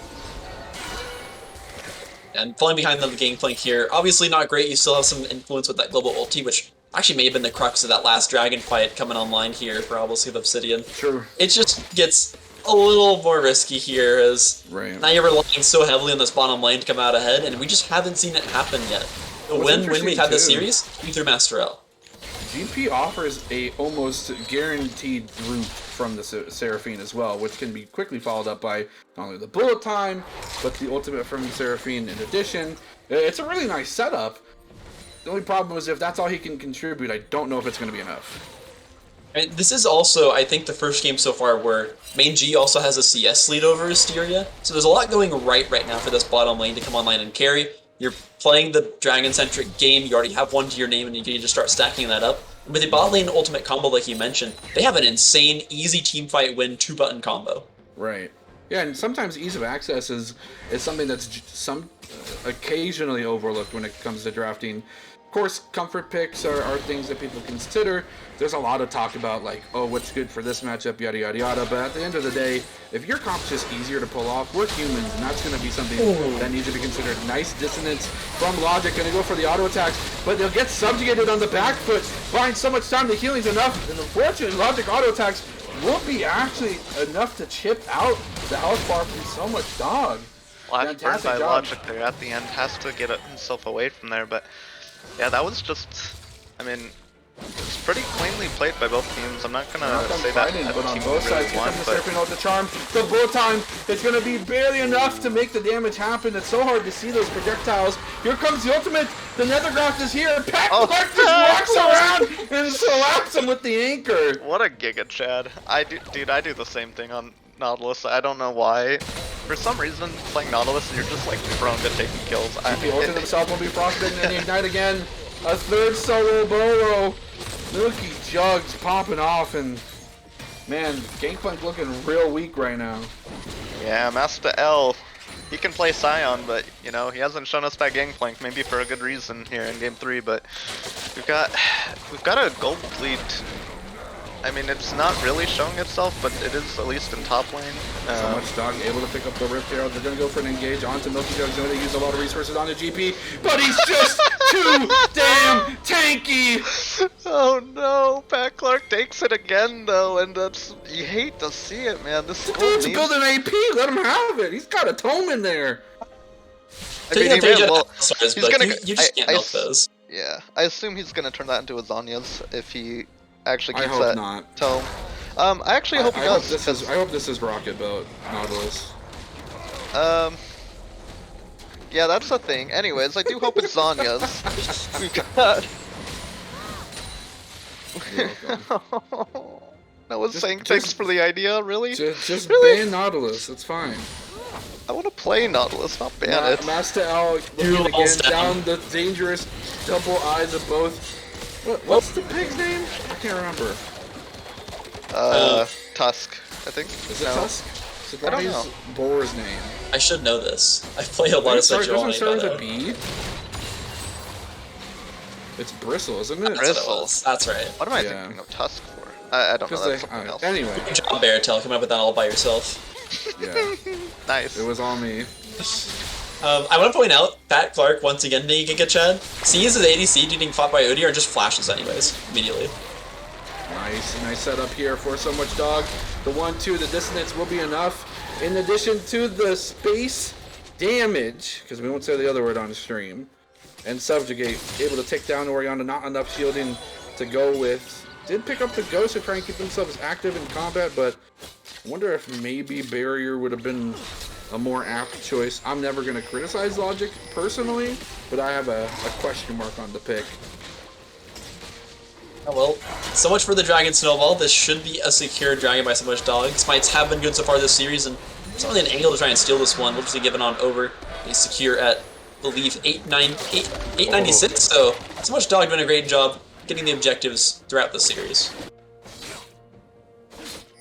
Nice clearing of the wards. Master L in the top lane, trying to find just gold anywhere, and 4-on-2 Sejuani, he's not going to find it in lane. Anyways, we've got, well, yeah, this Sejuani, man, it's just so gross watching this now. Gangplank's not going to be able to do anything for the longest time this game, and you see him 2 levels down now, just absolutely unable to trade, even in situations where he technically looks like he's getting a favorable outcome. Like, these fights can't go on very long for him, if at all. Like, the problem is if he sticks around too long, Sejuani is just gonna keep rocking Crossfire Gauntlet, and at some point her damage actually is stronger than Gangplank right now. And we've got mid lane, maybe looking for an ult here. Logic does manage to get himself out with the movement speed from the Dissonance. But Sometimes he's waiting here, but that ward should have spotted him on the way to that bush. Yeah, and oh my goodness, dude, this is just brutal watching this top lane. Every time we pan up there, it's just. Comes the combo again. Another grasp into the pillar from Trundle. So much dog though. Is not in a better position. The shockwave will be here, but here comes the Giga Chad himself. Can he secure yet another kill? And he does. He's a hero. You almost got the double. Another kill, the same ability. It's just the hooks coming out from Pat Clark, securing everything in this game. They'll claim a tower for their troubles as well. Massive Brome coming up here in the mid lane. Asir not going to suffer too much for this one either. Only down 8 farm, and Wave's coming towards him with a backing bot lane. So honestly, there's no punishment here for this team. Well, bust out the Rift Herald. This tower's not long for the world. Yeah, this is going to be 2 towers for them here. I mean, even if Seraphine and Misfortune get out to the wave in time, they're not going to be pushing. Yeah, they're not going to be able to do anything to this minion wave here in time, and they definitely won't be killing the Herald. So it just manages to charge into the inhib tower there. At 15 minutes, by the way. This is 1 minute after turret plates drop. Mid lane's already missing 2 towers. It feels really bad for Obelisk of Obsidian. They're carving in hard here. This bottom lane, again, is really the only thing they have left. It's the crazy wombo combo through Oriana, through Seraphine, through Misfortune. You have to find crazy fights here, and Pat Clark's again might just die for it though. That's one more turret shot, and that's an ult to take it. Shut down the kills he stole. Reap and so Mr. Main G on the bottom lane will take that kill. Yeah, and that's one of the risks you actually take when you're playing Nautilus, and every Nautilus player knows this pretty well. Like, he is a tanky support, but he is not truly a tank.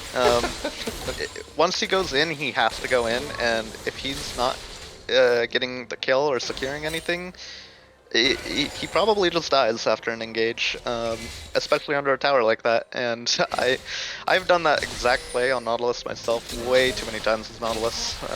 Pat Clark is just he's reminding me of playing Nautilus before all the nerfs to even Shroud and Nautilus and all those. Surely Marcel can win this, right? Surely.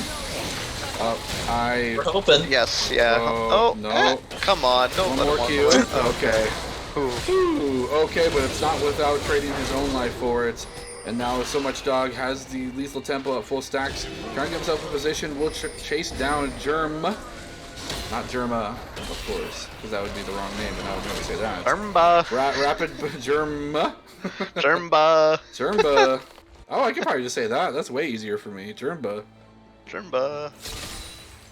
Although, It's close. I think you guys have to answer this for me, because obviously Udyr getting the rework came onto the Rift with just a massive wave of support and really nice performance, just good numbers. Nice feather grasp on the solo target. Gonna be a dive. Clark won't mess this one up, he hopes. And he won't take it either. Steely will be given a kill and a tower to boot. Why are people picking Udyr?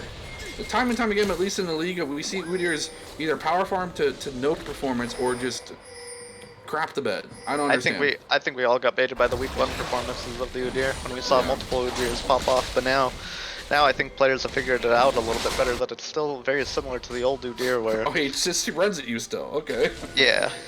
On top of that, I'm kind of wanted to harp on this earlier, but between So Much Dog and Germbien, these both feel like facilitator type junglers to me, but just kind of in play style.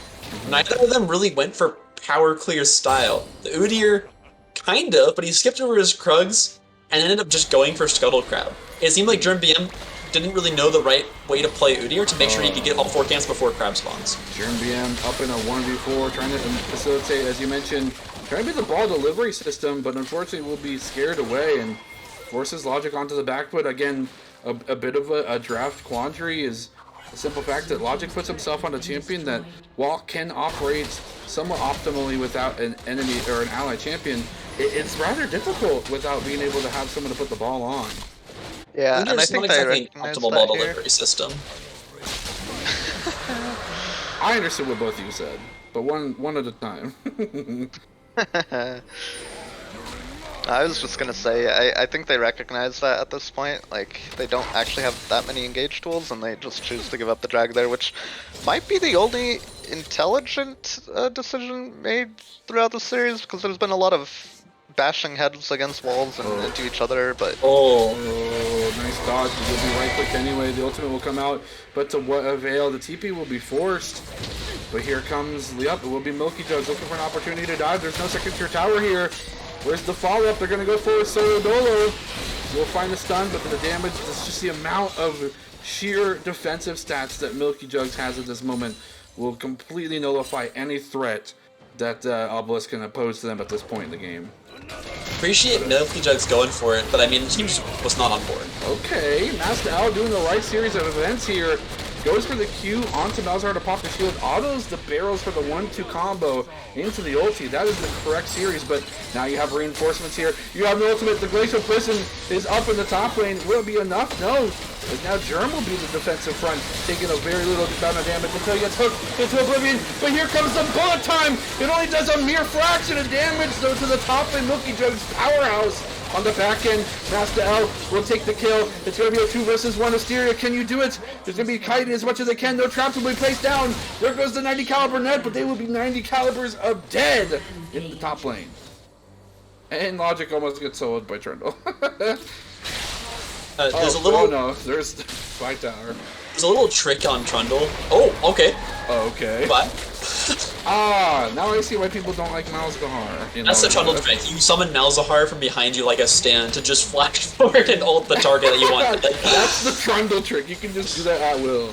But no, the actual trick is that when you have Red Smite, if you ult someone, you kind of saw it happen there, where he was just constantly ticking with the damage of the Red Smite, because the ult will constantly proc it over time, so it just lasts such an incredibly long amount of time and does so much damage, even when you're getting further away. So Legend did the correct thing there by popping a potion. That's really the only way you can survive that. Interesting. Good to know.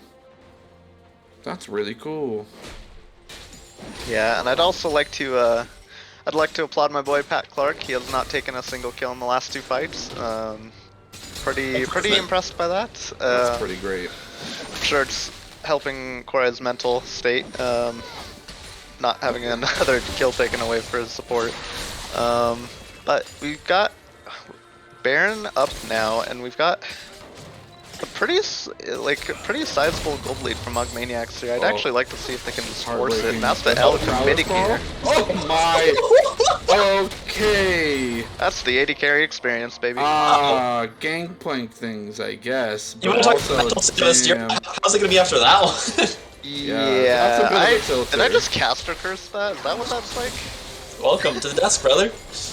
Oh, here comes the pillar. Oh, Packlar gonna look for an opportunity to kill. Here comes the shockwave, but oh man, Really ease of thought Pat was execution gonna is take the that theme. one. I hope he did. No, How do you he guys didn't. feel about the collector second item, Caitlyn? I'm not a fan personally. They're so far ahead it doesn't matter right now. But yes, I agree. I'm not a huge fan of it. The problem is that Udyr and Seraphine are pretty good at just countering what Collector wants to do, which is just cut through health bars. Gangplank's not going any sort of armor, so Collector does gain some value there, but actually, you know what? Now that I'm thinking about it again, I do think Collector's the right thing. I don't know why I'm thinking Gangplank's a bruiser or a tank this game when he's definitely not. Definitely not. Almost needed to be with how actually... the early lane phase went. Yeah, maybe. I think I mean, to be fair, Massa has made the right call. Oh, so Sejuani is on this side of the map. I'm gonna go completely opposite of it. It's playing the game right. I mean, and through this early rough laning phase, still being able to one-shot Assyrio in his side lane, guys gotta feel pretty good. That's a lot of shutdown gold.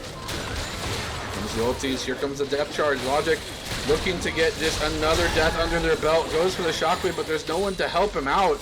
He actually just gets kind of abandoned in the mid lane. That's a lot of R's. It's a couple R's. By your homie when they're pressing that many R's on that homie. Call them pirates because they love their R's. Speaking of R's, another one. No trap to follow suit, but it will be flashed as main G will get himself limping back to mid lane. Does have the combo available with the Seraphine, but things are kind of burning around them. They need to make a play soon.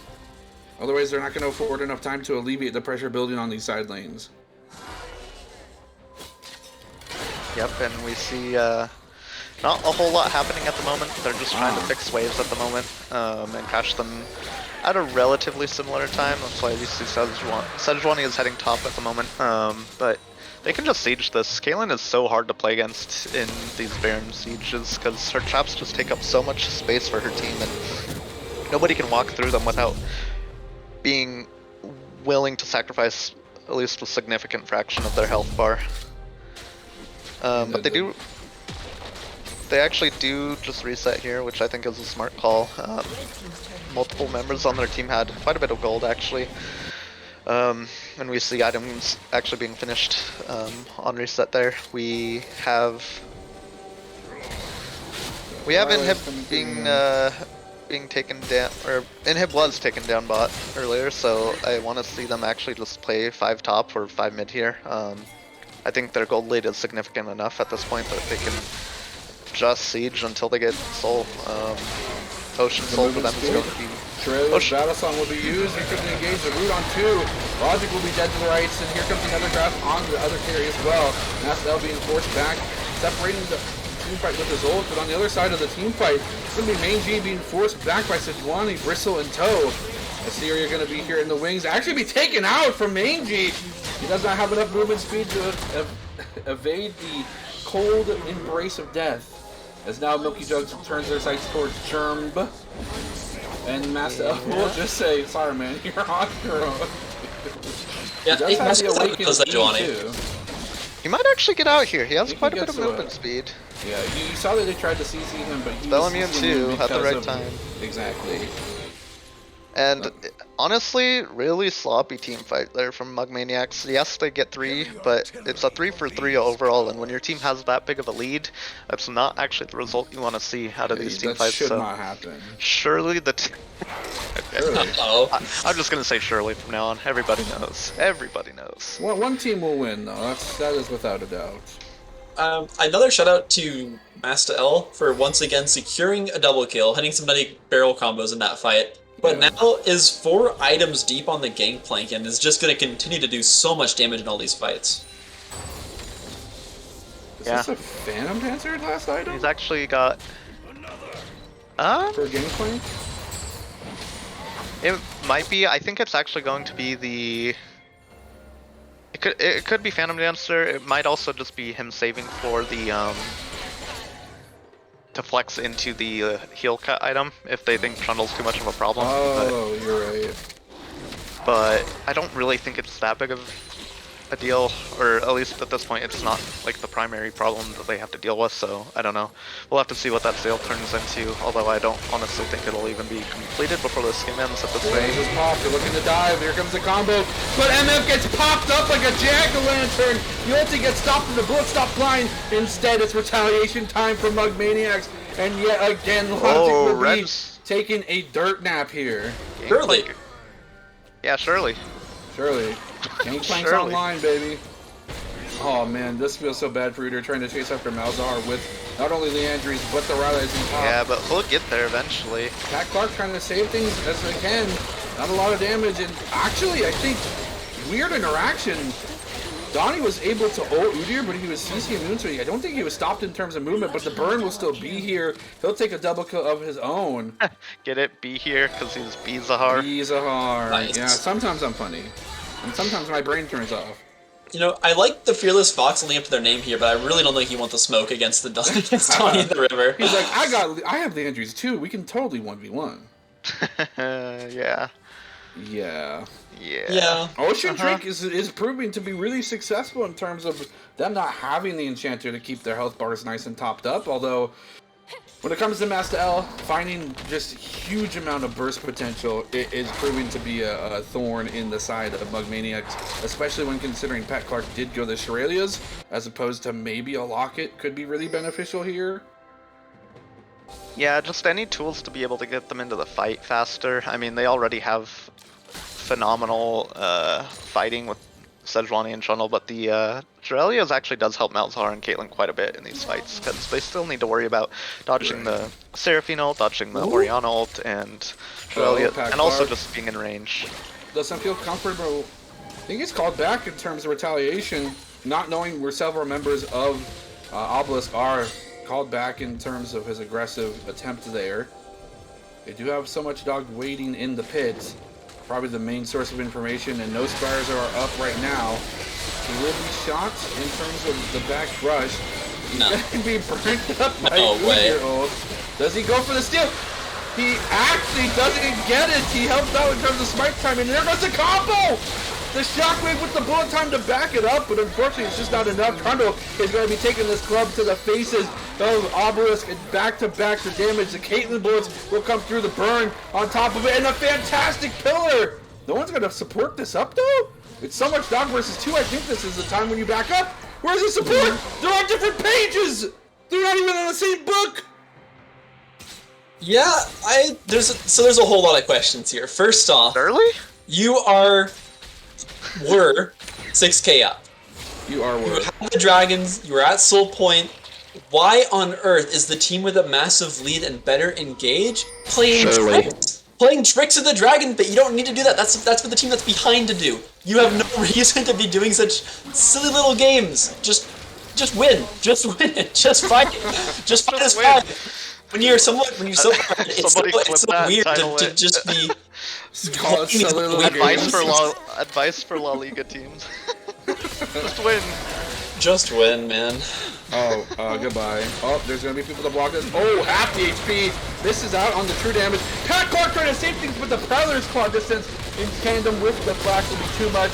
Here comes the root from Germba, and the damage is here as well. Moving forward, they're gonna push everything away from the the Baron pit, and they'll turn their sights towards Baron as Worm. On the bot side of the map, though, will be Donnie, trying to take his split pushing prowess to the next level. Monkey Joe's trying to find an opportunity to go in, but he will be doing so solo. And in the mid lane, it's going to be just Logic versus so much dog. They're on two different fronts. They want to contest, they don't want to contest, they want to split push. What exactly is happening in the comms for the Mugs? I gotta know. They might actually be Maniacs. They're stopping the ports! No, they're not! It's We gotta commit! It's No, we're very gonna get the end of him! Okay, Oh, then, they thank the stopped for Lord. Trundle. Okay. ready. I think Trundle's Logic is harassing. probably never going to let Malzahar see the light of day again. But also, you finished your Seraph's Embrace when you could have just bought QSS. That's my question. Honestly, I don't know. Surely. Oh man. Hey, just remember, we scrimmed this team and we were 16-1 against them. They're definitely. I just don't know what to say. Sorry. You're leaking scrim They were strats, bro. 16-1 against us in a scrim. I'm not leaking anything. I'm just leaking scorelines. Scrims are going great. Can't wait for semis. Exactly. No, but there's been so much action across this whole series. You have to wonder if there's any sort of mental fatigue going on. There definitely has. Well, as I say that, Udyr gets stun-locked by the presence of a Caitlyn, so maybe there is some mental fatigue going on here. There's something going on. Oh, and the gameplay cult coming out. Why? Well, there it is. Yeah, sometimes there's just shiny buttons on your screen, and you just want to press those shiny buttons, you know? And why not? Why not? Just press the button. Go ahead. When I See push what happens. this button, it goes boom. I don't know. I'm being criticized for my criticism, but that is the life of a caster. Hindsight's 20/20. Yep. Just remember, guys, these players in game, they don't have half the information that we do, okay? We know exactly where every player is. You guys see every single thing on the map happen. That is not true for the players. They do not have full vision of the map. They do not see everything that happens in team fights. So just remember that when you're criticizing them. No, when you're criticizing casters, all is fair game. Yeah. Because we see everything. Yeah, because we can see everything. Exactly. The one thing I We know can't see everything, too. is why on earth that dragonfly happened. I'm still going back to that. I keep playing it over and over in my head, and I'm just thinking to myself, why? Why? And you know, the funny part about that dragon was I'm pretty sure Trundle was in the bush the whole time without any vision being on him, and he just didn't get the dragon. Like, To his credit for that, the mechanics of stealing a dragon without any kind of damage is difficult, That's so you're just true. trying to go for the pure smite. If you like bite smite, then it's good. But like, Yeah. not going for the bite smite, on top of even going for the play in the first place, it's just a lot of head scratchers for me. I think you could have just gone for the bite smite though, because they were that far ahead. Here. Well, speaking of dragon, another one is up shortly within the next 15 seconds, and I mean, this could give Mugs a soul that they desperately need in order to continue to make weird, cheeky plays with, or does this... That's also boots. Pardon? Yeah, what? What? He sold his boots. He's got no shoes. The X-ray effect. Okay, Oh, no. I understand now. That's fair. We need to go past him. Does this... Okay, I thought the PP was going to steal, but here comes the combo anyway. A fantastic and just life-altering set of skills. A series of unfortunate events. And Obelisk says, oh, guys, we can just do our team comp this way, and it works. And, hey, it did. Surely. They did get the Ocean Soul though. That was very important. But yes, they didn't get a chance to make any advantage of it in that team fight, as they all got sort of locked up with the Seraphine and Misfortunals. But going forward, that's a pretty huge advantage for them in this game. One of the things that they are lacking is any sort of sustain against the Seraphine, but Ocean Soul does help close that gap. Oh my god. They're going to go for inhibitor. They surely don't go for end. Timers, they don't really have the ability to, but so much taken mid here for their team. This is the most structures they've taken all game, and they just did it all in one lane. That's pretty good, or something. And we see 1 minute 30 seconds on Baron timer as well. Bot lane crashing into not even the Nexus Source yet. Plenty of time to base and reconcile with that bottom lane, get that side wave pushed out, similar to the top lane. And when it happens, it happens. We'll see if whether or not there will be more of a fiesta towards the top side for Baron, as that's probably the game deciding factor, whether or not the Baron fight goes awry or someone secures the Baron and just walks into base with it. Oh no, he took the bush. Oh, you can see it. Oh man, that is just... Every single time, I think it just can't get worse. That's like the cherry on top of the crap cake that this series has been. I mean, it's got to be tilting for Logic to have this sort of scoreline and not have access to the resources that he needs to get back into it as well.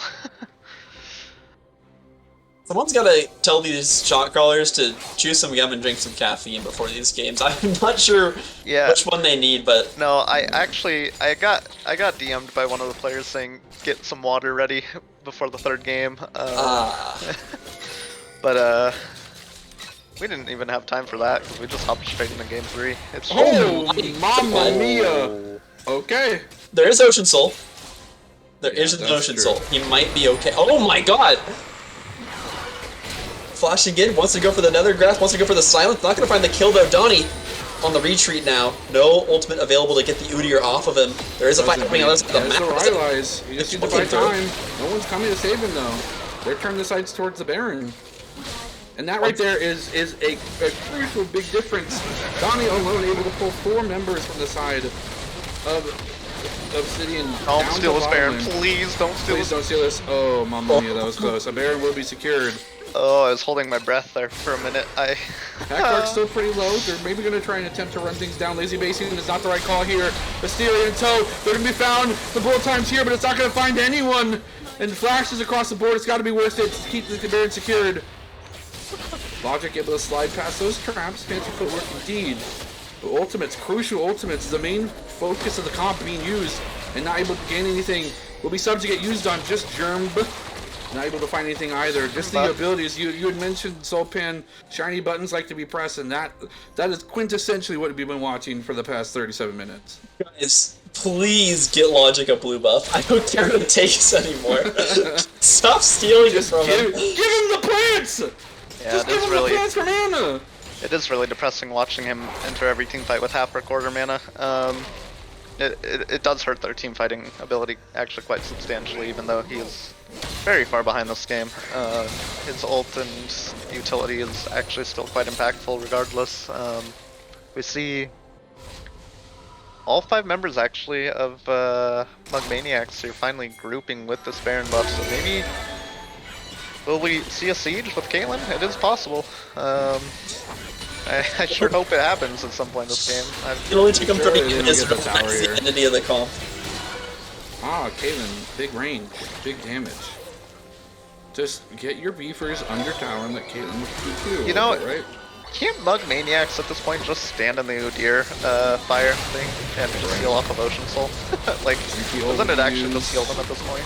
No fight will follow suit. Unfortunately for the side of Mug Maniacs, Sidewaves are not in the best position, but their focus is here in the mid lane. They're looking to try and end this with the minimal amount of Baron buff they have left. I want to say that this game is Mug Maniacs, but man, I'm not even sure. They technically don't have a gold lead regardless of what has happened this game, and right. it's just... The killers here, Udyr will be slightly slowed, still has the Awaken to go ballistic with. Sitting under, I'd say 80% health though is dangerous. Nice poke from the double up as well as the Seraphine Q. We'll try and thwart and thin out this wave in the mid lane, and they'll give up the inhibitor, but nothing much more. Baron power play still in the positive, but not as much I think as Mug Maniacs would like. And you can see that the confidence is just shaky at this point. Yeah. They're getting the inhibitor, but they're just sitting on top of the Sejuani yard. They're just sitting on top of the Nautilus Legs. They're not willing to throw anything out and actually look for these fights because they're so scared of funneling hard into the Seraphine ult, into the Misfortune ult. And there is a risk that you land the good ult and the game's just over.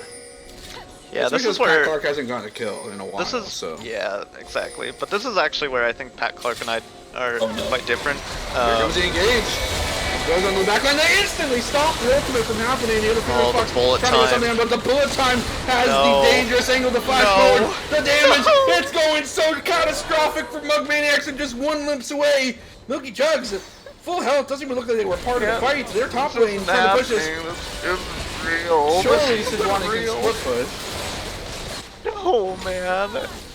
Oh my god, this series is going the distance, you guys. This is Shockwave just to distract. Here comes Surely. the ult as well. They're going to try and chase down Milky Jug, but the Elder Dragon coming through.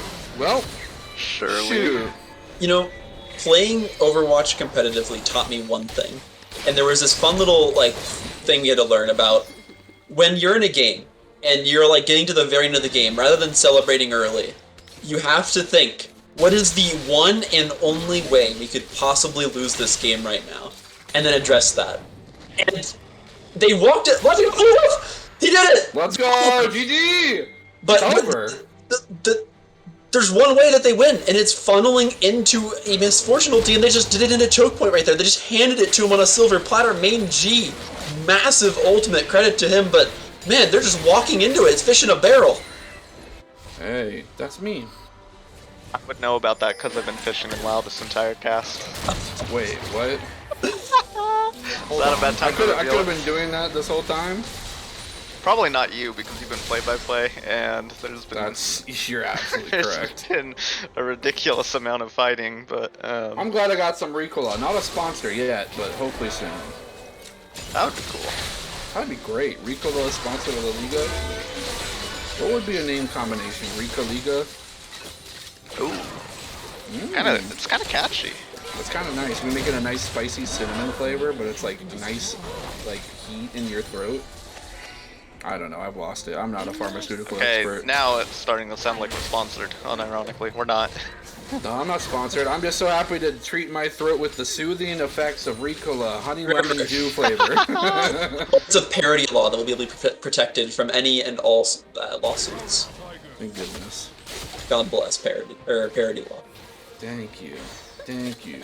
Thank you. By being 1 kill ahead, 3 turrets ahead, 1 Engage. Baron ahead, and 2 They're Dragons gonna zoom ahead. forward towards Hysteria, but he might have gone too far forward. He's the ball delivery system psych on the back lane. It's gonna be the Nether Graspman. He will be popped. Elder Drake showing so much power and prowess. And it's gonna be just Milky Jug versus 2. He's too tanky. The GA will be popped on the back end. A triple kill going over Hysteria. It could be a pentakill. I've heard it's happened. My prediction is it is a penta. Oh, Quadra. It's a But quadra they're not kill. gonna find Logic in the back half Logic of it. lives! It's Logic versus the world though, and Super Minions are marching down mid lane despite the powerful amount of damage available from the ulti combo. Misfortune didn't get a chance to ultimate. There's also no more Elder, so this is just Logic with no blue buff versus the world.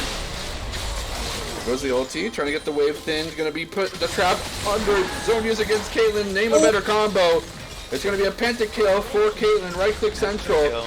And that will be game Mug Maniacs. Taking How many it. pentakills have there been now in La Liga? That's at least 6, right? I would say Just 6. the season. That's pretty crazy.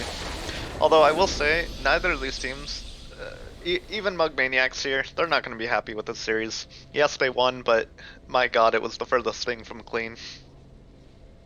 Yeah, I feel I need to go take a shower after watching these games, to be honest. I'd feel gross. Yeah. I mean, sure, you can argue that you're having fun, but there were clearly some moments where both teams struggled.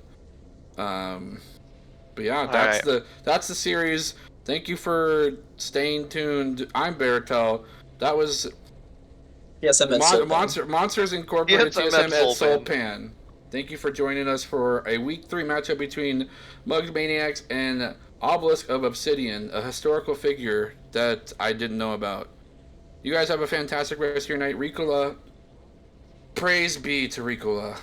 Good night.